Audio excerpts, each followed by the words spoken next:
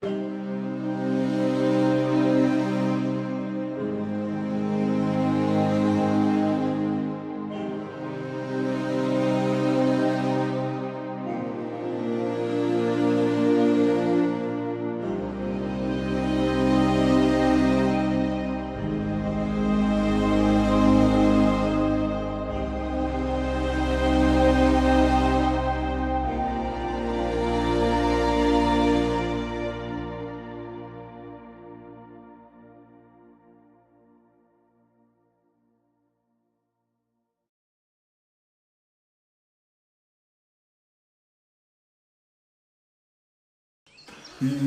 everybody, welcome back to Sector 1. We are here tonight for some Category 1 racing action around the Saints Village. Let's go.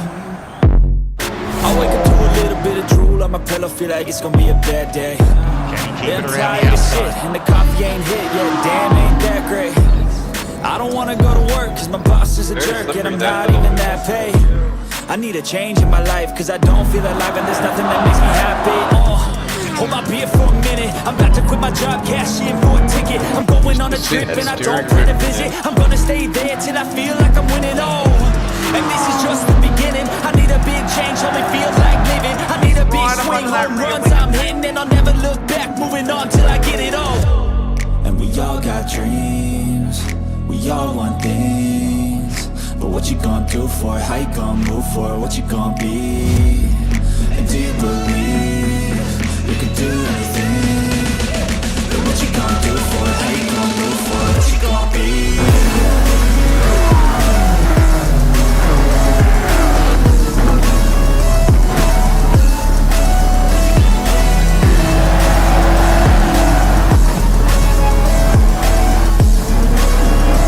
Let's go!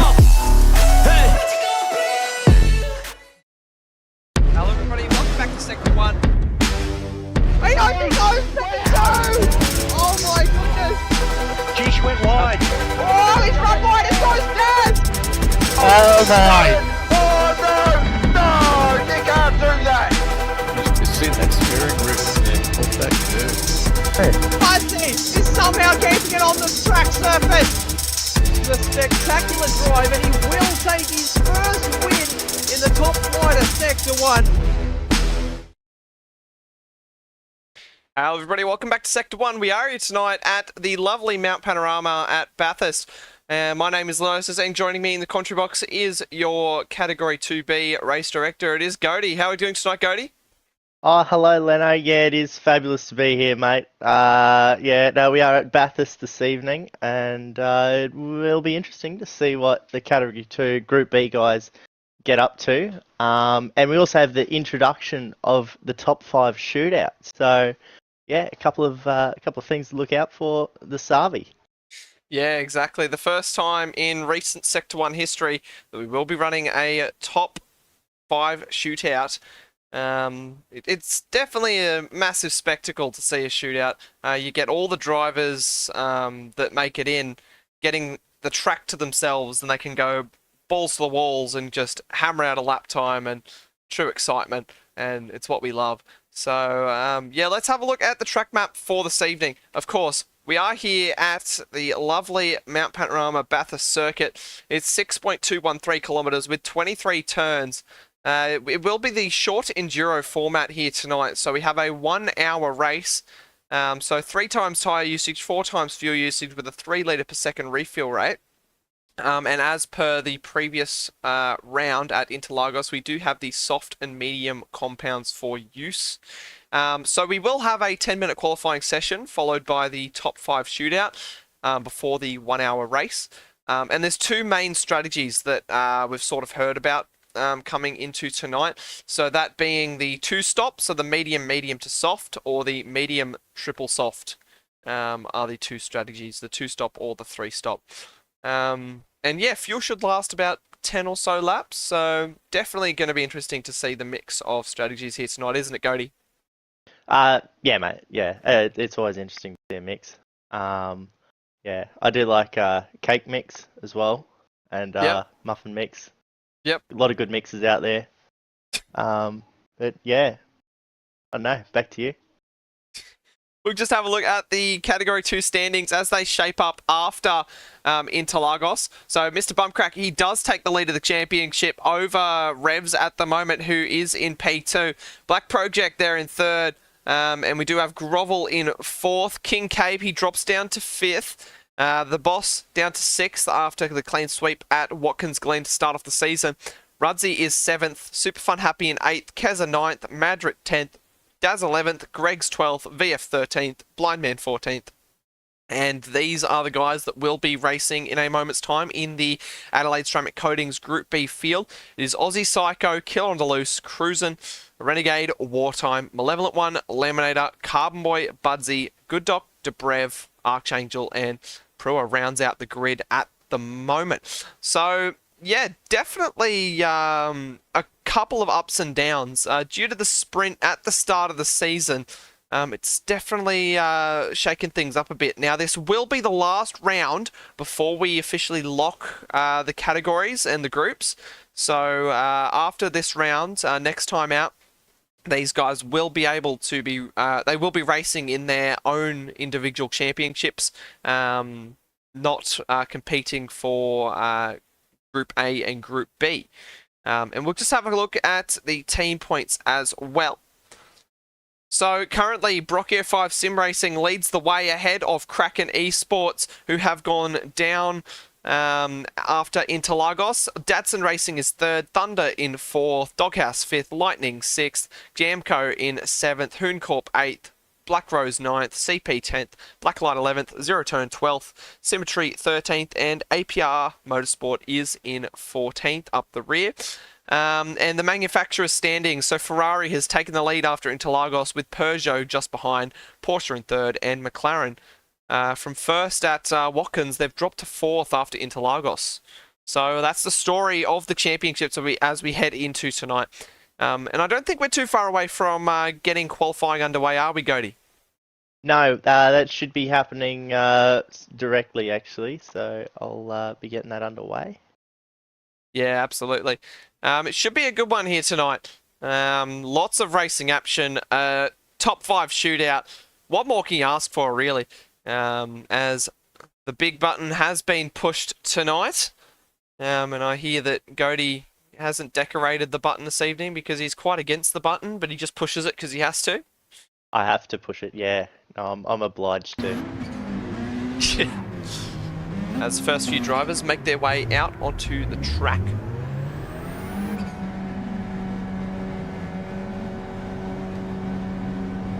And the first driver out on track is Archangel. So it's a little bit overcast on the mountain here tonight. Yeah, which will be good for tyre wear, actually. So they should get some long stints. We'll find those long stints a little bit easier. Yeah, potentially hearing that, we might see a couple of guys opting for the 2-stop instead of a 3-stop if that's what they originally had planned. Yeah, that could be all the difference. Might just make it a little bit easier just to go that bit longer. Yeah, absolutely. So just behind Archangel at the moment, we do have Cardboy who's just grazed the wall coming over the grate there. As we see Archangel all over the road there. I can't tell whether he's weaving or it's a little bit of lag, but I think Carbon Boy potentially wants to find a way through. Just behind him, we have the other APR Motorsport car of Prua in the number 23 McLaren. Oh, somebody has hit the wall there. Was that one of these guys up front? I don't know. But just behind him, we do have one of the new blokes on the block here tonight. It's Aussie Heat. He is the Zero Turn Motorsports new driver. Aussie Heat, he finds his way out on track here tonight. And we'll see how he goes in this Category 2B field. Killer on the loose, just behind in the Lightning Motorsports Peugeot. So he finds his way out on track on the mountain here tonight once again. Strong result last time out, so let's see how he goes here tonight. Killer on the loose, good doc just behind in the Blacklight Motorsport McLaren. Looking for a good result here tonight.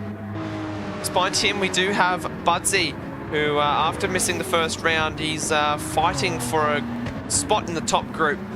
And yeah, he looking strong last time out at Interlagos, won the race with absolute dominance. So we'll see how he goes as he begins his flying lap.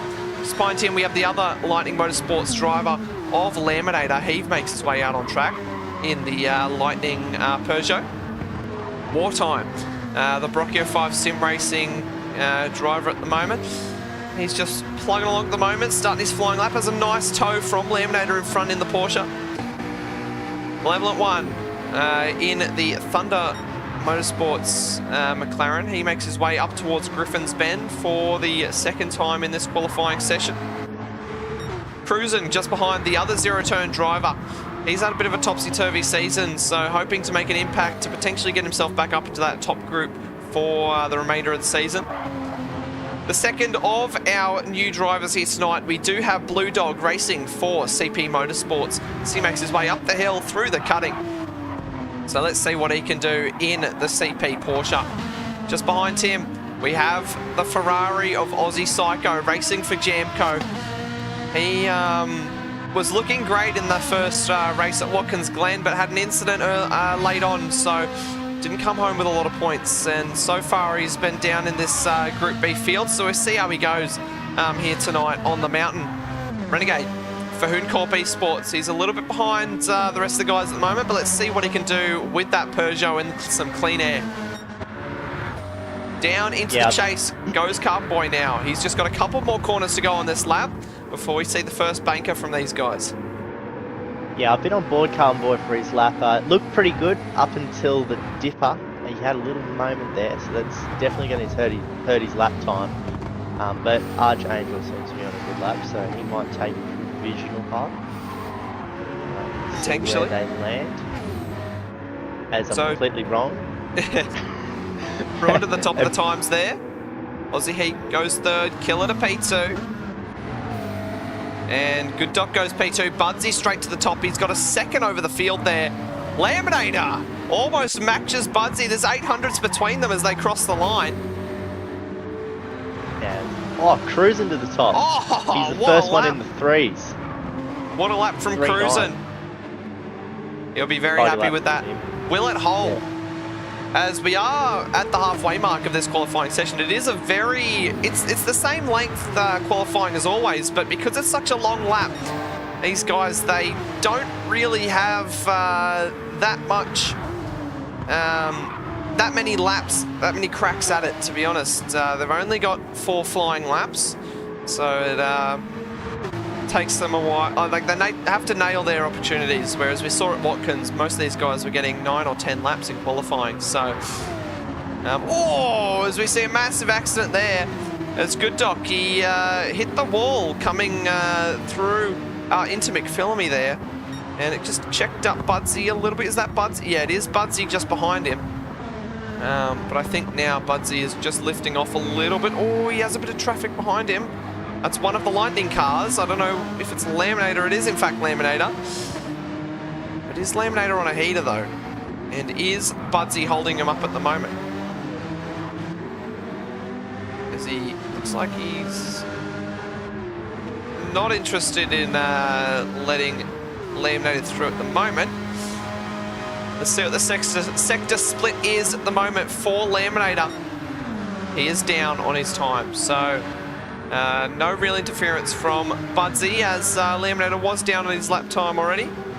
Someone who's up is Cruising. He's up by about 2.5 tenths as he comes into the chase. He just makes that apex nicely. Short shifts to third on the exit there. He's going to brake just before the 50 board, down to second gear. Nicely done out of there, and he's going to come to the line with 3.5. What a lap. That's a lot of time saved there. 2:03.5 is absolutely rapid around this. Oh, he has a massive moment on the curb through Hells. Wow. 5.5 tenths on the field. Does Budsy have a response here? So far in this qualifying session, Budsy hasn't looked too confident. But we'll see what happens as they head up the hill now. through the cutting. What can Budsy do? He's actually short shifting out of the cutting, which is interesting. I noticed Cruisen just eases on the throttle and Budsy goes up a gear, so all trying different things. So but he's Budsy going is to come getting... across. Budsy's getting across fairly close to Good Doc here. Will it interfere with his lap potentially? Oh, he has nowhere to go across the top of the hill. He is up on his time, but he's not going to be able to find a way through the S's and through the dipper now. Laminator's coming up. Oh, as Good Doc lets him through. That's some good sportsmanship from Good Doc. He had no reason right to let him through, but what am I saying? What's the word? No. Oh. I don't know, man. I'm not good with words either. But yeah, I think he didn't have to do it. He didn't have to, but he did. So what a good bloke. But now Laminator looks like he's Laminator, having a crack at him too. yeah, Laminator. Oh, no. Oh, bit of side-by-side action through the chase in qualifying. Settle down, lads. We're not even in the race yet. Yeah, because Laminator was up on his time as well, so he felt like Budsy needed to get out of his way too. So. Yeah, so it got a little bit ugly there. Yeah, well, these guys are going to have one more crack at it. And nobody's changing tyres. Laminator goes P2, so he does improve on his time. And he does go ahead of Budsy. Oh, it's Laminator, huge moment. That might be his qualifying over. He might not be able to improve after that moment. Yeah, Up the hill now. think... He does have the slipstream of Budsy, though. Budsy gets a great exit out of the first corner. Into Griffins now. Oh, the rear end just looked like it wanted to complain a little bit. Up the hill. Through the cutting.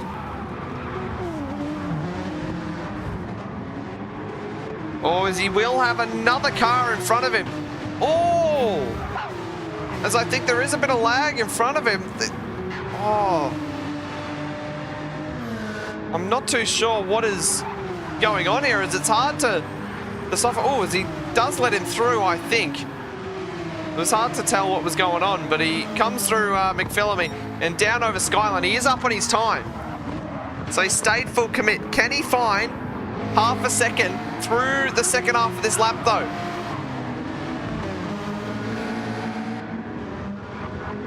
Looks like he does have Archangel just ahead of him. Oh, it was Archangel, massive moment. Down Conrod now. And Budsy's going to fly on through. If he gets this pole lap, this is going to be an absolutely extraordinary lap.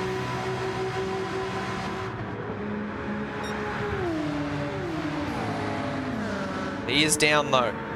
So, where we're looking now is the top 5. Who makes it into the top 5? Wartime is currently on the cusp. Brewer sitting 6th. What can he do? Can he get himself up?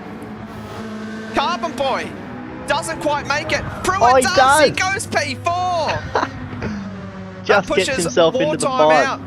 Can Wartime do it though? He's come through Murray's at the moment. Oh, it's Budsy's off the track, I believe.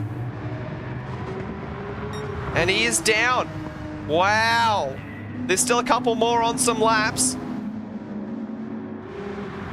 Blue Dog. Can he find something on his Sector 1 debut to get into the top 5 for the shootout? I don't think he can. No, he stays where he is. Renegade. Oh no, Malevolent One will be next. He looks like he's on a bit of a cooker. He is. He hasn't really set a lap yet, so this will be his one and only.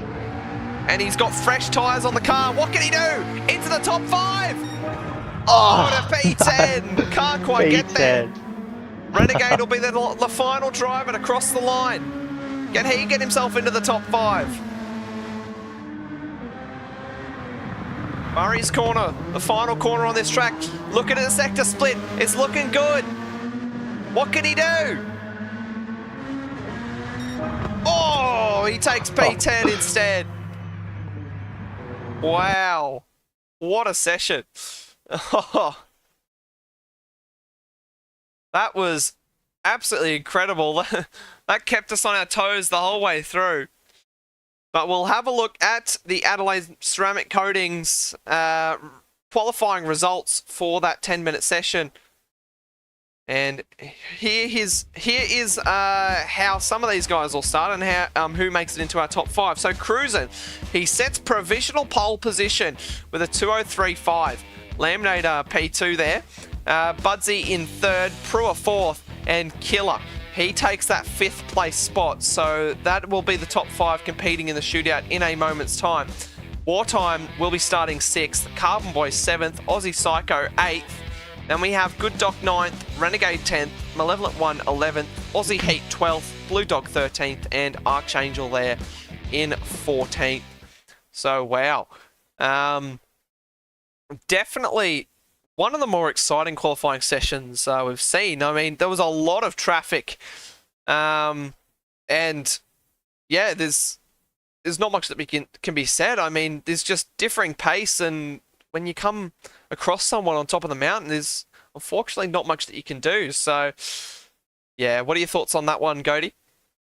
Well, yeah, no, it was interesting. That was a pretty good lap from Prua, to be honest, to get into the top 5. That is some pretty cool stuff to just make it round for and yeah, make it into the top 5. That's yeah, that's good going. Yeah, absolutely. But yeah, no, Cruisin' seems to be the one to beat. He had the yeah, I think he was the only one in the 3s. Is that right? Or he was definitely the guy who was the furthest into him. Yeah, absolutely. So we're just beginning the shootout proceedings. We just need all the drivers to tick out. And I believe Killer is on his outlap at the moment. Yeah, he is. He has been released from the pits, so he'll be going round warming up his tyres for his one lap.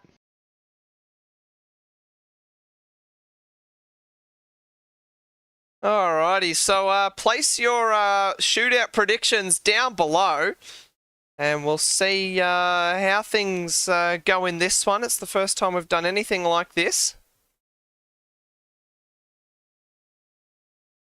As people still aren't ticking out off the lobby, which is slightly annoying, but we'll have at it.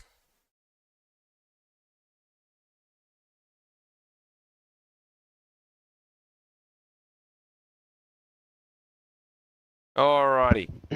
So we do join Killer as he heads down Conrod Straight at the moment to begin his shootout lap. And through the chase now. Let's see what he can do. The track to his own.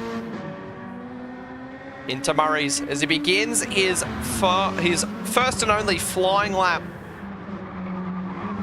Round the final corner, on the power, had a bit of a moment. But let's see what he can do. Across the line, down into Hell's Bend. Where does he brake? Around the 50-metre board, gets it turned in. Very tight on exit. It was nice power application out of there. He's maximised his exit for a good run up the hill. Second most important corner on the track. Yeah, absolutely. As he heads into Griffins now. Very tidy on exit. What can he do through the chase? Keeps the throttle pin. Taps the brakes on entry. Gets it turned in nice and tight. Oh no! That's huge! What's happened there, Leno? Oh, I don't know. It's all gone wrong. It's all gone wrong, hasn't it? Oh no. Oh no. I think he's just clipped the wall.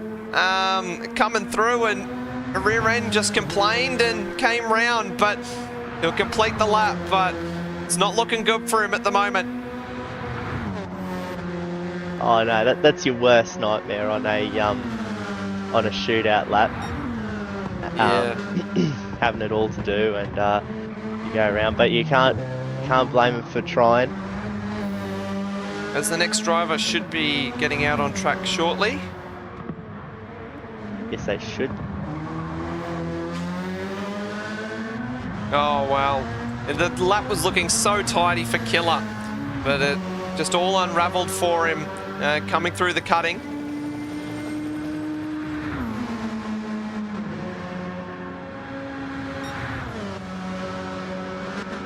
Oh, got a feel for Killer though. Very unfortunate.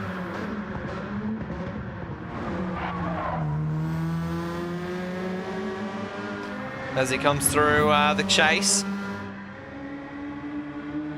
and into Murray's, and he will cross the line, and it's not going to be a great lap, unfortunately. The pressure got to him. Will be a 2:13 for Killer, so he does go P1. So then we're on board with Prua as he makes his way up the hill. Just warming up those tyres. Very, very interesting first lap. It all unraveled at that point of the lap for Killer. Will the pressure get to Prua, or will he be able to calm his nerves for a whole 2 minutes and pop his car up higher than fourth?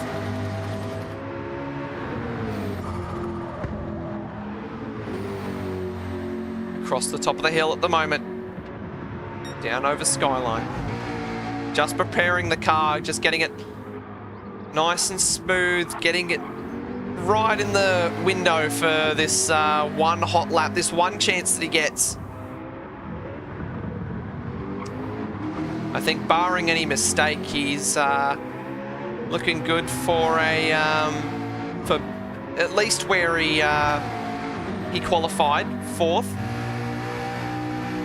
We could potentially see some more mistakes from the guys higher up on their laps. Last little bit of tyre prep as he heads through the chase.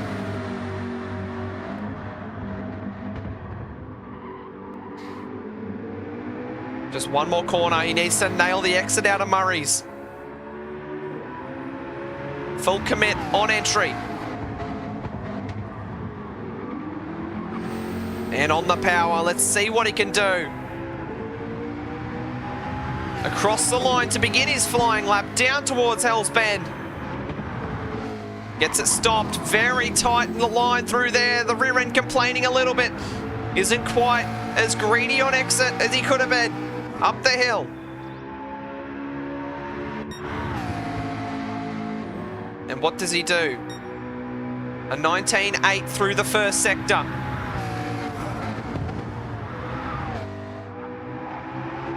Goes down to second gear there for turn 2. Straddles the curb on the outside as well, so Yeah. so far, oh, Brewery's not as hungry on the track entry there, but he uses all the width on exit. Up the hill now, through Reed Park. Oh, just grazes the wall on entry. He's using all the width of the track. Down over the grate. This is where the lap can all go wrong. He gets it nice and through, nice and tidy all the way through. As he comes through McPhilby Park, over Skyline. Oh, he's up by 7.5 seconds on Killer. Through the dipper. Oh, the rear end. Little bit of wheel spin, but he keeps it nice and planted. Into the elbow now. Oh, can't get much closer than that to the wall on exit. Down Conrod.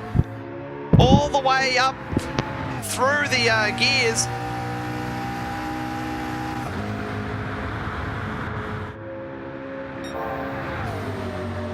And he's up by a decent amount on Killer, but Killer did have that incident, so he can sort of use it as a guideline. Down through the gears, brakes at the 100-meter board, gets it turned in for the chase. This is looking like a very tidy lap. And what can he do? Into the final corner. Look at the split. This is looking like a very tidy lap. What's it going to be for Brewer? A little bit of grass on exit. A 2:05.2. So that puts him to the top of the times at the moment. Very tidy lap from Prua. Under the pump, a lot of pressure, but he's pulled out a decent lap time. Next, we will have Budsy, who is just making his way through the cutting at the moment. So let's see what he can do in the Porsche. That's right, and the Porsche should be a little bit quicker across the top, but as we know, it won't be as quick as the McLaren down the straight. So yeah, a little bit of loss and gain over the whole layout, but yeah, it should be close. Budsy's a pretty smooth operator. Yeah, that's for sure. Into the elbow now. So it's a 2:05.2 to beat for Budsy. Down Conrod at the moment. So it's interesting to see the different strategies that these guys are using. I think it comes down to... It really comes down to whether they want to get their tyres in the window or they want to burn as much fuel as possible to make the car as light as possible for the lap. But we saw Prua really trying to warm up those tyres, get them right in the window, while Budsy's basically just gone like the clappers on this outlap. Through Murray's now. Oh, a little bit wide of the apex. That might cost him a few tenths at the start of the lap to begin with. Let's see what he can do. Across the line. Into Hell's Bend. At the 50-metre board. Gets it turned in. Nice and wide on exit. Very tidy so far for Budsy. What can he do up the hill now? What's the sector split? A 19.8 to beat. Well, it's a 19.5, so he's 3.5 tenths up here. Into Griffins. Nailed turn 1. Comes into turn 2. He's done that pretty nicely. And then the cutting is a very tricky corner. You want to try and stay close to the inside because it is an off-cambered corner. Rear end complaining, yeah. Yeah. Through Reed Park. How close to the wall does he get? About as close as you can get. Down over the grate now. Oh, the tyre's screaming. Through McPhillamy. A little wide of the apex. That might cost him a couple of hundreds. Down over Skyline. This is a ripper lap. 7 tenths up on Prua at the moment. Down through the dipper and into the elbow. The car looking very planted. Nice and tidy line. Oh, he's clipped the wall just about, I think. That's about as close as you can get without hitting it, I think. Down Conrod. What can he do? Wasn't much margin on the inside of the elbow either. It was just no he lost a lot everywhere. of time. Yeah, he lost a lot of time. Half a second to be exact through the antics at the elbow. Into the chase now, late under brakes, trying to find some more time. Into the final corner. Ooh, oh, loses the rear end. Oh, a little bit deep. Has that cost him? As he comes to the line. Oh, he still gets it done. Oh, 2:04.5. Wow. So to the top of the Beautiful times there, Budsy. Currently provisional pole.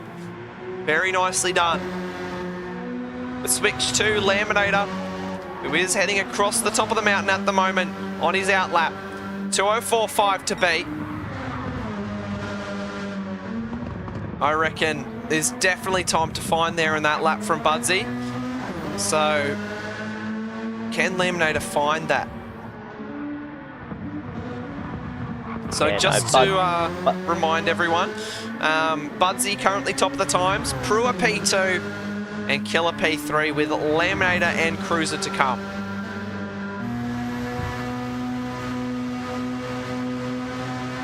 Yeah, Budsy just slightly mucked up the run onto Conrod Straight, which has just hurt him so much. So yeah, if Laminator can get a tidy lap together and nail the elbow, I think he's on for a good lap. Yeah, absolutely. Into Murray's. Here we go for Laminator. The other Lightning Peugeot rounds the final corner. as he begins his 6.2 kilometre solo lap around the mountain. Here we go. Into the first corner. Late under brakes, misses the apex a little. Uses all the track width on exit. Up the hill. He did keep his minimum corner speed up a bit, so it probably wouldn't have lost him as much time as you think. As he It's a comes up the line. 19.7. So he is down by about a tenth and a half through that sector split on Budsy. Round Griffins. Oh, the rear end just starting to step out a little bit of nice bit of slip angle into the cutting. Bit of a karting line there from him. Keeps it nice and true on exit. Oh, not much on the margins, to be honest. Through Reed Park. Oh, I thought the rear end was going to slide off into the wall there. But he makes it through at the top of the hill now. Through McPhillamy Park. Very tidy line. Through Skyline. This is the tricky part of the lap. The S's and the dipper. Get the car slowed down. Down through the gears. Get it tipped in. Oh, planted. Down towards the elbow. This is where Budsy messed up on his lap. Can Laminator find something? It looks like he's made it through clean. That might be what he needs.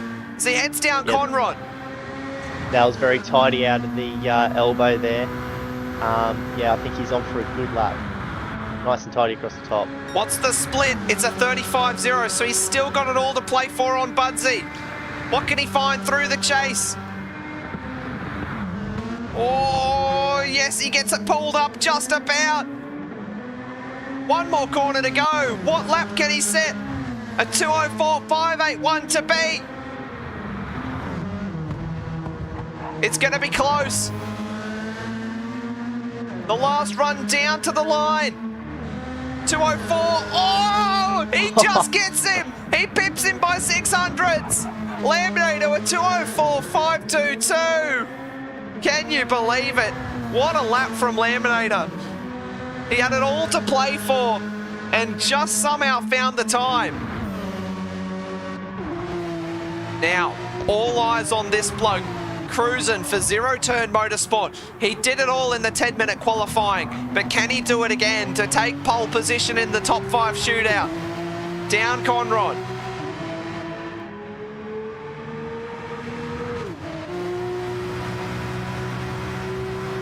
Currently, it is Laminator P1, Budsy P2, Pruitt P3, and Killer P4. Cruising, he was fastest.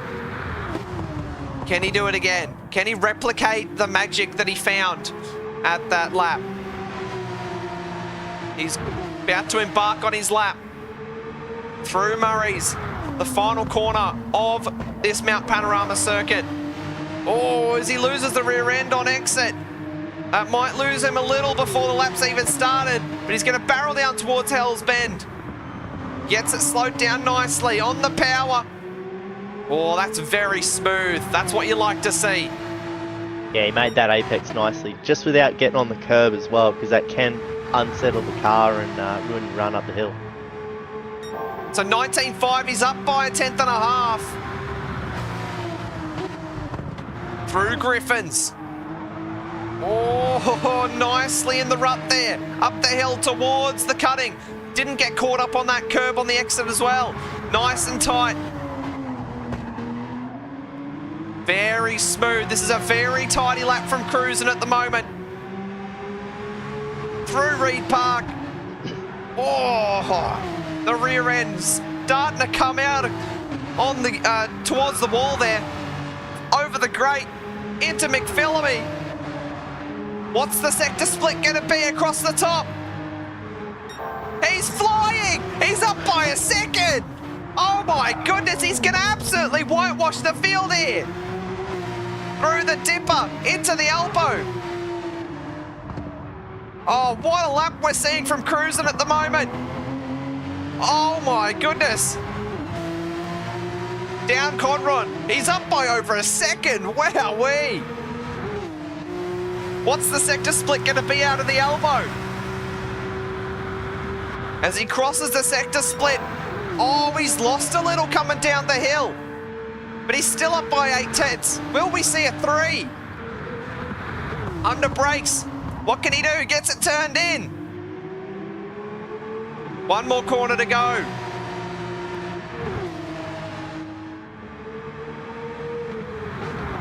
And he gets it slowed.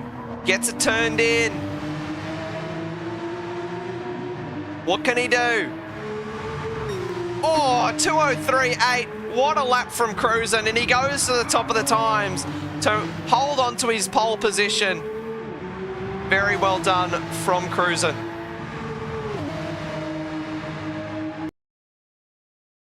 Wowee. What a session. That was absolutely incredible, wasn't it, Goaty? There you go. Yeah, what a nice lap from Cruisin' there. To, yeah, only one in the 3. So, yeah, nice job. Wow. So we're going to go to a quick intermission, and then we will be back for the 1 hour Enduro at Bathurst. So don't go anywhere, guys. We will be just a moment.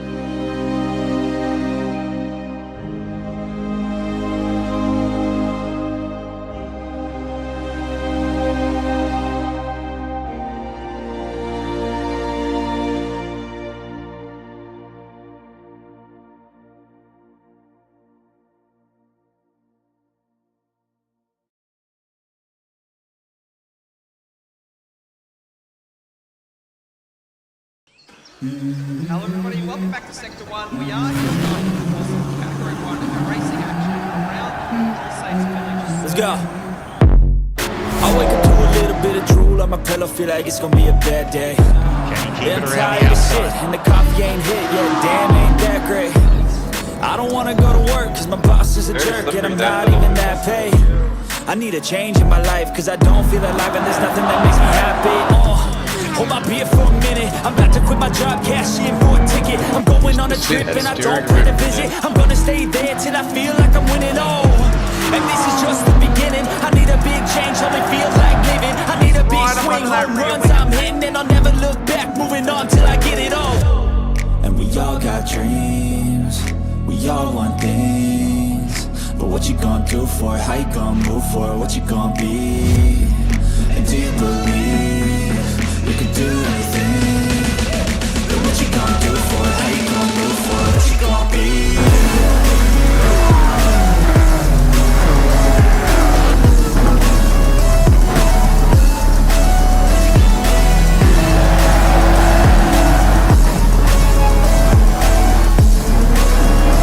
Let's go! Hey! Hello everybody, welcome back to Sector 1. He only goes second 2! Oh my goodness! Geesh went wide. Oh, he's run wide and goes dead! Oh my! Oh no! No! You can't do that! Just see that steering wheel and hold that curve. Fuzzy is somehow keeping it on the track surface! It's a spectacular drive, and he will take his first win in the top flight of Sector 1. Hello everybody, welcome back. We are about ready to go for the 1 hour short enduro around Bathurst. It should be a pretty good race after that qualifying and shootout session. I'm looking quite forward to it. I believe the grid is almost finished being set. We just had a couple of technical difficulties, but yeah, almost ready to go. So make sure to throw down your race predictions down below. And if you haven't already, make sure you click the like button. We've got 38 people viewing currently and only 15 likes. So like to see that number up a bit higher. It makes Goaty really happy. Yeah, it does. I actually get very sad when I don't see the same amount of likes as people watching. Yeah. So you don't want to make Goaty sad because he's a very happy chappy. Yeah. Yeah. So are we ready to go, Goaty? Yeah, I believe so, mate. I was just checking over the grid, and I believe it's okay. If it's not, I'm sorry, but you'll have to take it up with HR. Yep. Alrighty, well let's smack that button not to be named and let's get racing. That's right, the big grey button. Big grey button. Yep. I thought of decorating it, and then I didn't. So Oh. Ran out of time. that's just, yeah, I was a bit pushed for time, mate. Yep. You had to brush yourself up on the shootout procedure. Had to check the mail. Yep. And you've got a big driveway, don't you? I do have a big driveway. And a big mailbox. You got to climb it. Yeah. Alrighty, we are about to get racing here at Mount Panorama as the drivers embark on their formation to the line. And the 1 hour mini enduro around Bathurst begins. As they barrel down towards the first turn, Cruisin leads the field of the way. As looks like the top five make it through nice and smooth. Looks like there's a little bit of a gap forming here between Carbon Boy and the others. Yeah, so I just watched Aussie Heat had a massive moment coming out of turn 1, and Blue Dog is going to have a look up the inside. So the two debutants going wheel to wheel as they head into Griffins on lap number 1. They make it through. As the leaders through the cutting now. up the top and cruising. He's made a little bit of a getaway at the moment. Oh, did he clip the wall there? I was so tight. Over the grate. And into McPhillamy now.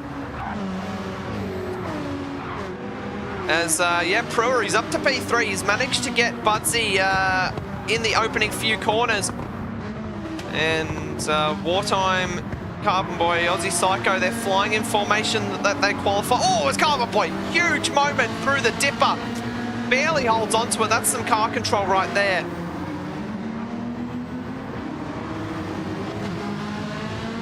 As they head down Conrod Straight for the first time. Cruising, he's got 8.5 tenths on Laminator behind. So, Goaty, is there a mix of compounds in the field at the moment? There definitely is, mate. Yeah, Cruisin' and Laminator are both on the mediums, and Brewer is the leader on the softs, or the first in soft runners anyway. Yeah, okay. And are we seeing mostly mediums or mostly softs, or what's the mostly split between mediums. the fields? Yeah. Yeah, there is only 4 people running the soft tyres at the moment. Fair enough. Care to share who those 4 drivers are? No. Oh. Oh, Yeah, Budsy's no, gone! so- Oh, no! It's all gone wrong for Budsy. He's into the wall at Hell's Bend. That's why they call it Hell's Bend. As he's going to rejoin the track in 12th place. No, it looks like he's going to wait for Archangel to go past, as Blue Dog's fallen to the back of the pack as well. So the 2 CP cars, they have fallen to the back of the grid. This is not a great start for him. As we'll have a look on the LJ Media Action replay at just what happened here. What did Budsy do? How did it all go wrong here? Into the first turn, and it was just, wow, he lost it before the curb. So the rear end stepped out before he got to the curb, and then the curb just kept going and helped the spin more than before. But that is a disaster for Budsy. But what that does mean is that everyone has been promoted up a position. So Killer up into P4, we have Wartime 5th, Carbon Boy 6th, Aussie Psycho in 7th, Good Doc up to 8th now. Oh, somebody's gone round. Trying to figure out who it is. It's all kicking off at the elbow. Oh no, Wartime and Carbon Boy have had it coming together. Oh no. Oh wow, that deserves a replay, mate. If you can. We'll see if we can catch it. Here's the LJ Media Action replay. As they came into the elbow. Oh, is Carbon Boy. Oh, it was with. Oh, dear. Oh, my goodness. Okay, so. Oh, wow. Okay, there is a lot to unpack there. So I reckon we have another look at that. Let's have a look. So, Wartime tried to go down the inside of Killer. Carbon Boy runs up the back of him. He has a tank slapper, and Wartime cuts back across and takes out Carbon Boy. So that's a less than ideal incident. But yeah, just another week where I'm going to say I'm glad I'm not a steward, because that one is going to take a lot of unpacking. But back up front, Cruisin', Laminator, and Brewer flying all within a second. They have cleared out from Killer at the moment. Yeah, and I will make note again that Brewer is on the soft tyres, so he's going to want to get past these 2 in front and kind of build a little bit of a lead. Yeah, absolutely. The soft tyres, they should last about 7 or 8 laps, so it's maybe further if you save them, but yeah, I reckon before Brewer knows, those tyres will start to be looking second-hand. I mean, he does currently have the fastest lap, which is to be expected, but we did see Cruisin' go purple across the top of the hill. So 3 different manufacturers in the top 3, as I thought I saw one of the icons of the cars spin around, but it looks like they've all made it through. The Dipper and the S is all nice and safe on this lap number 3. Yeah, just stick on board Lampinator here. He's going to go for a bit of a move on cruising as he just goes to the inside for the chase. And he is ahead going into the braking zone. Cruising's still there. He gets it done. And he just gets it done. Yeah, nice. Great move by Laminator. Up into P1 now. He needs to get a move on as Brewer is coming. He's chasing after these guys. Will that move have lost him much time? I don't think it did. But what that means now is that Brewer is quite crucially within slipstream distance of these guys. That's right. And that was crucial for Lampinator. He's like, take cruising. The sacrificial lamb. Pretty much, yeah. So, no, that was a bit of a clever idea there. Yeah, it's definitely smart because it means that if Brewer does overtake Cruisin and not you, that means that there's going to be more distance between yourself and Cruisin, which means that that's right. That's and really the more your race that you're running. Put between you and Cruisin, the better. That's a bit mean. Anyway, Aussie Heat, I think he might be about to drop out. He had a massive Nice. lag spike. Hang on. Yeah, he's lagging a lot. Yeah.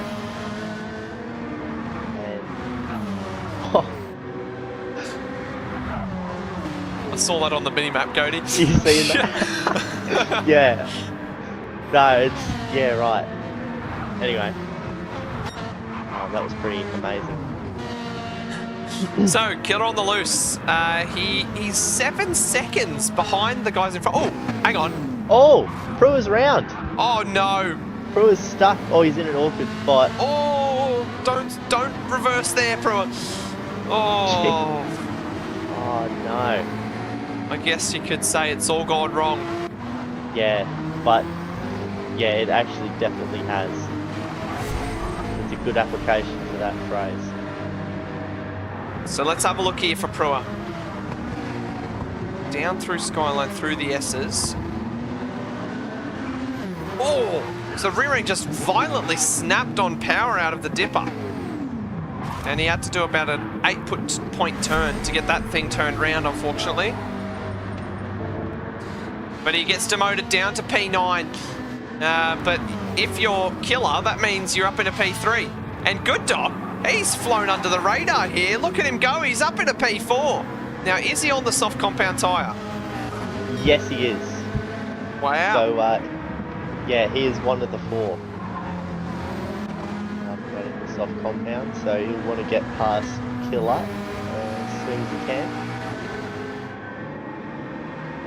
But I think Killer is having a moment for some reason.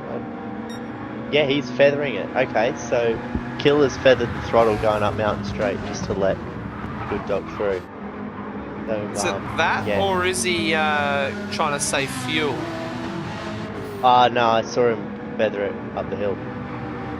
I don't think you'd save fuel up the hill. But, yeah, I don't know. You could, if you wanted to. Yeah. Pretty interesting spot to do it. You never know. You never know. So the Genco car up into P5 as well. Yeah, no, it's been a good showing for Aussie Psycho. Yeah, he's I can't exactly remember where he started, but yeah, he started P8, so he's made a good little gain up to P5. Yeah. Yeah, so his race is going well. Not confusing at all. We have Aussie Psycho and Aussie Heat running in formation at the moment. So Laminator, he is cleared out of Cruisin here, but Cruisin is massively down on his lap time on that last lap. So has Cruisin had a bit of an incident? And yes. Yes. Probably. That's a very concise answer. Straight to the point there, Cody. Yeah, well, that's what I reckon anyway. That's my professional opinion. Professional. Yeah, coming to the line with an 8, so yeah, he's Yeah. lost 2 seconds there somewhere. Well, good Doc.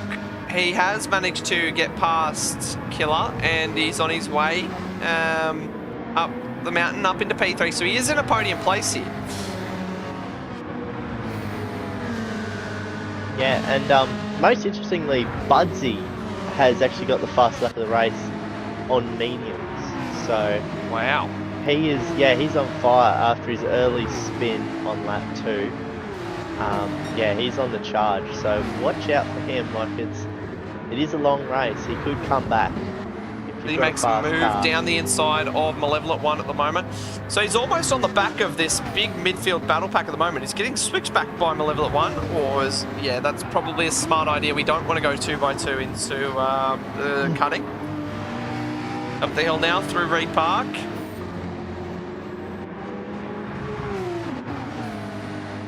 Yeah, so P10 for Budsy. Interesting to see where he comes back to, as we're about 12% of the race at the moment.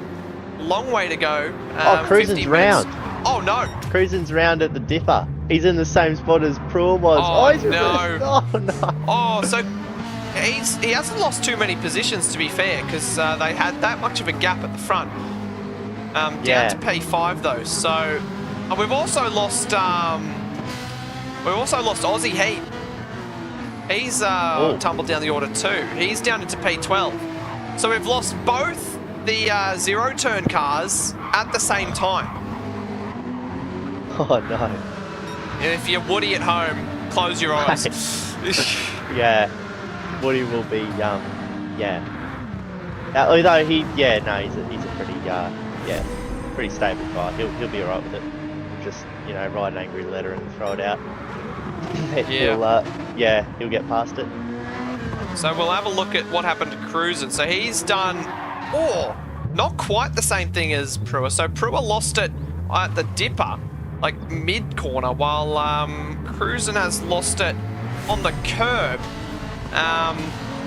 But yeah, a very interesting incident for Cruisin', and I reckon he'll be counting his stars lucky, the fact that he's only lost a couple of spots out of that.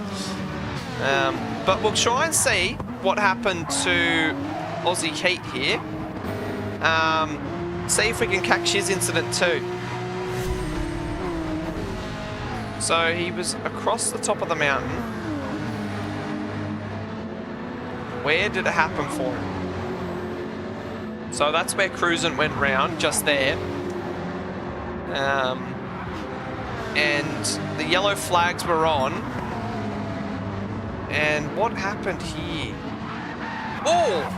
Okay, so he lost it just before the Dipper.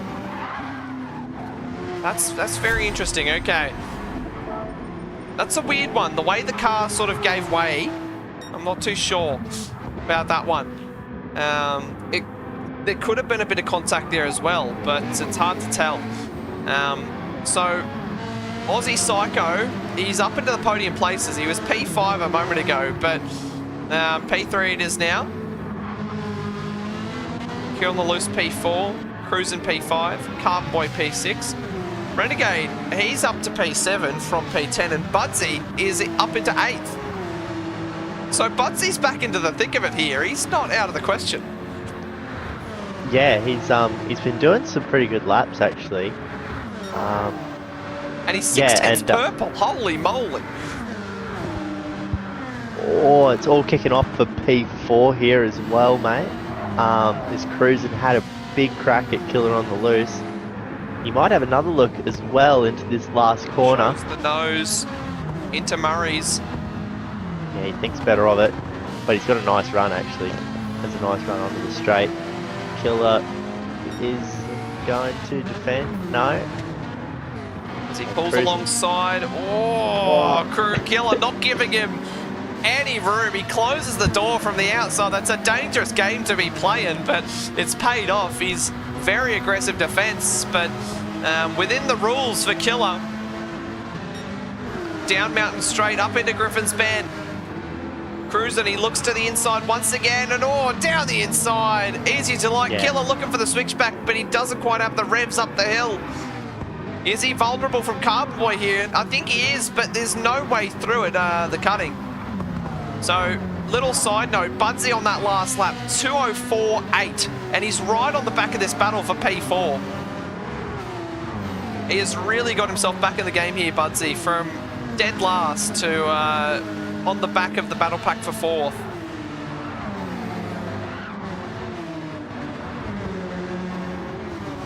Through McPhillamy Park now. Killer on the loose. He's under a lot of pressure. So is he on the mediums or the softs here, Killer? Killer is on the mediums and Carbon Boy's on the softs. Wow, okay. So that tells us that those softs still have plenty of pace in them. How far are these guys going to be taking the softs is the question. Yeah, well, Carbon Boy's over half wear on the softs there.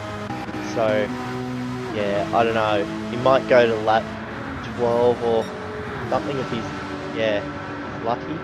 As Budsy looking for a move on Renegade. As they fly through the chase. Down under brakes, and Killer also loses the position to Carbon Boy there, door to door. Oh. As we look up, does Killer hold on to it? Oh, is Budsy going to get 2? He does! He slides past Carbon Boy and down the inside, Budsy! He's going to make 3 positions in 2 corners! No! Killer holds on to his position! Oh, and now Budsy, is he going to lose the position to Carbon Boy? No, not quite. I thought he was vulnerable once again. Through Hell's Bend and up the hill, going down Mountain Straight. Yeah, he's going to have a crack here. He's right in the toe. He's going to the inside. He's up alongside and he's got it. Oh, he's broke pretty late, but he gets it done. Wow. Nice move.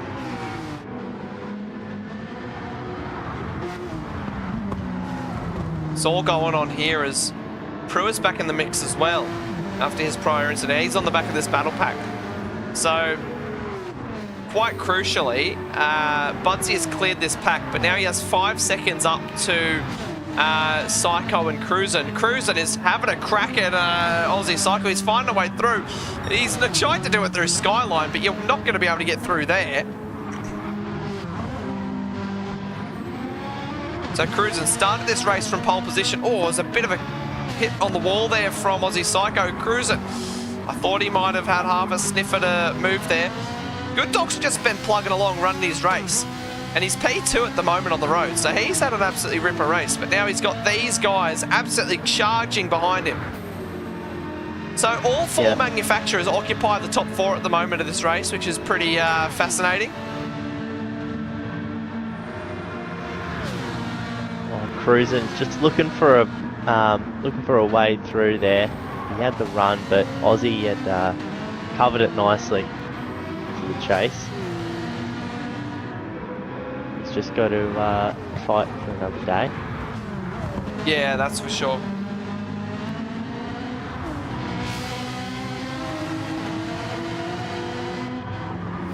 So Killer on the Loose still has mirrors full of Carbon Boy. Peugeot just so good at putting the power down. It has miles of acceleration out of the corners, especially if you're going up a hill. So it makes it very tough to overtake in the McLaren. But I think Carbon Boy's got a decent run this time. Is he going to be close enough? Will Killer defend? Don't think he will. He's giving him a bump. Ooh. Wow. So bit of inter-team work here. What's happened to Pruitt? Pruitt's down to 12th. And he's in a battle with Blue Dog. So, what's happened here? He must have lost it somewhere. Well, his last lap was a 2:23. Yes. So, I don't know how he's managed that. Yeah, he tagged onto the back of the battle pack that we were just watching. And, yeah, I don't know, disaster race from Pruitt. Oh, as Blue Dog has gone round at the cutting. How has he done that? I would say that's a similar incident to what happened with Killer on the Loose in the shootout. have a look here. Yeah, basically identical.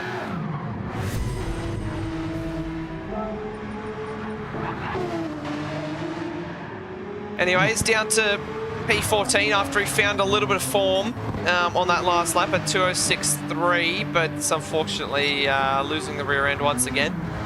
So Laminator has currently cleared out 16 seconds to the good. As Good Dog, he makes the call. He's in on lap 10. So does Cruisin' peels in. Aussie Psycho goes round. Identical on fuel numbers there too. Budsy's in. A little down on fuel. That's not surprising considering the stint he's just had. We see Carbon Boy, Wartime, Malevolent One. They're all in the pits now. So does Aussie Heat. Does Prua make the call? Yes, he does. So Malevolent One and Aussie Heat are very low on fuel. They haven't really saved anything. Prua's a little up on him. He's come a long way on those soft compound tyres. Archangel goes round. So yeah, as I was saying, Laminator, he's 16 seconds to the good at the moment. He has run an absolutely spectacular race. He loves it around this track. Last time we raced here in pre-season, I believe, of oh no, the BMW season, he had a ripper race around here. I believe he won this exact racing group back then as well, so good record around here. Another driver who has a good record around here is Good Doc.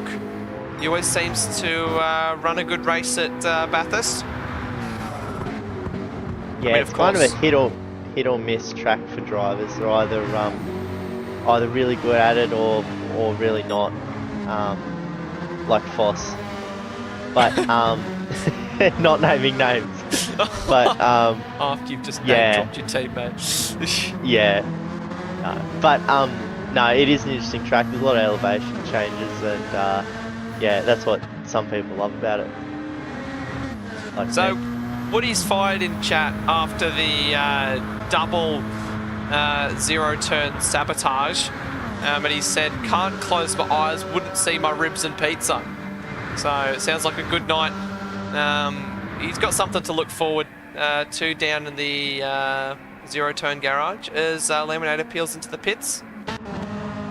Aussie Psycho goes round again. So in the pre-season, we saw the Ferrari wasn't great on its tyres and fuel, but these Ferrari teams have managed to draw something out this season, and they're really making the tyres and fuel last at good pace too. So I think the further and further we get into this season, the better of a race car this Ferrari looks. Yeah, I think I'm just watching what Aussie's doing. He is short shifting it a fair bit, and he's pretty gentle in the corners. So yeah, he has got the hang of it. But yeah, no. So did you like the Ferrari? I think he's just no. The Ferrari was good. I thought it was good. It was just a little bit difficult when the tyres get worn. Yeah. Okay. Yeah. Otherwise, picked it. Honestly, kind of surprised to not see the Brocky 05 sim racing outfit in the Ferrari, considering all of Brocky's achievements in the Fezzer. Yeah, well, we were all in favour of it, but Foss didn't like it. So it's always Foss. The main reason. Yeah, Foss is the main issue. But yeah, no, so I have to write an article about this. Yeah. So I reckon Aussie will be in this lap, just going off his fuel, and it'll be interesting to see what he chucks on in the next stint. So what do you say? You reckon you can either go mediums and then the rest softs, like a 3-stint? Well, I did get my strategy, the info for my strategy graphic from Muffin, so oh no, that's why I think the 3-stop was an option according to the Muffin Man himself. But I think it was either... I think ultimately it's really going to come down to whether it's a medium soft or a medium soft. Yeah. I don't think the 3-stop is anyone's cup of tea. Sorry, Muffin. Muffin's cup of tea. It's Muffin's cup of tea. Yeah. Muffin's cup of milk. Foss said he wanted the Ford GT. He said, I wanted the Ford GT. Said no one ever. Yeah. No, I didn't. No. Anyway, but Lambonator has retaken the lead. Killer's under pressure from Budsy here as they head down to Murray's. We have Wartime waiting in the wings too as we see Budsy throw it down the inside into Murray's. Oh, Wartime thinking about trying to follow him through, but doesn't quite pay off there. But Budsy up into P5 when it will be P4 in a moment's time. Yeah, it will. So Aussie Psycho has come out right in the mix here. Yeah, Budsy's got in. And Killer will have a run, but I'm not sure if he's going to be close enough. Wartime's got to run on Killer. So there is 4 cars very close on track. Niff said, I just want tyres that wear like real tyres. And Woody fighting chat as well. Muffin is a pit stop propaganda machine. Yeah, no, Muffin doesn't mind a pit stop. It is his Or favourite 2, thing. or 3, Or 2, or yeah. 4. Yeah. Even I if wouldn't it's a even- sprint, he likes to throw one in there. Didn't he try a 5-stop at Yamagiwa in Season 8? I don't know what Muffin gets up to, but probably. Been on board with Wartime here. He's was on really close to Killer. He's just made a little mistake, but yeah, as he just rounds the elbow. I was hoping for him to get a little bit closer than that, but no, I think Killer's going to hold it.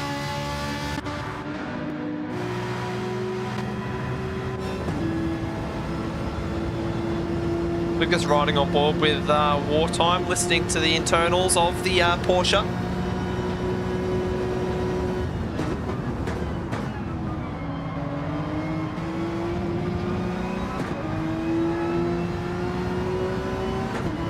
As he's just waiting in the wings.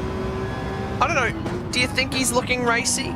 Or do you just think he's happy to sit behind and conserve his tyres and fuel? I think he's looking racy. I think he's looking for a way past. Yeah, because he wants to try and make decisions win the race, then that's how it works. Yeah. If he can stick to, if he can get by Killer and stick in Aussie Psycho's slipstream, I think that's the best action. But Yeah. he's sort of short shifting and not really showing the nose too much. So it sort of indicates to me that he's just content to sit behind Killer at the moment, use the straight line speed of that Peugeot ahead to just save a little bit of fuel and jump him in the final pit stop. Yeah, no, that could also be right. Because yeah, the refuel rate is on the slow side, and yeah, any fuel you can save is really going to help you in the pit stop. Yeah.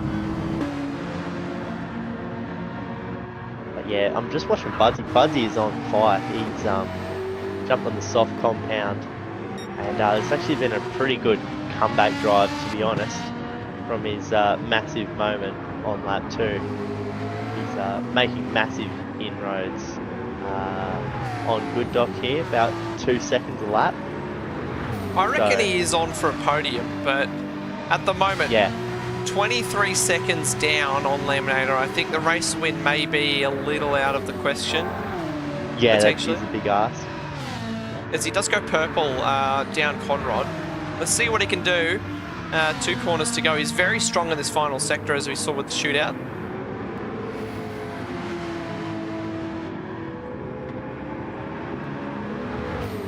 Into Murray's now.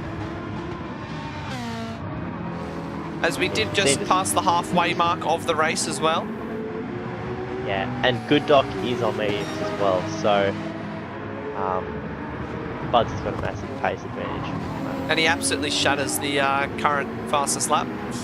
And Yeah, Good Doc a little bit slow on the exit of the corner, so Budsy will fly on by. yeah, that's gonna kind of even out from the power of that McLaren.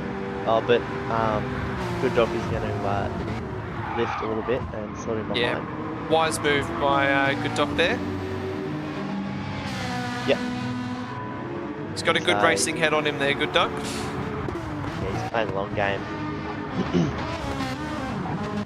As Aussie also has a soft compound and he's chasing him down as well. So who actually is on the mediums at the moment? So it's Good Doc. Is everyone else on the softs pretty much, or? Yeah, Good Doc, Carbon Boy,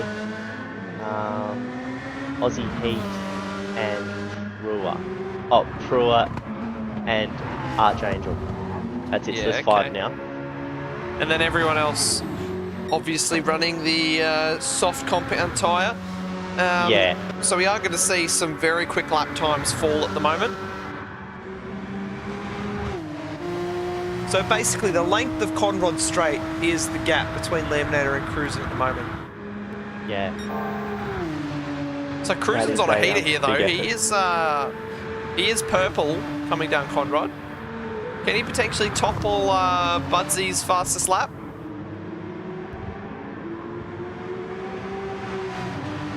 Yeah, it's just battle of the hot laps at the moment. Yeah.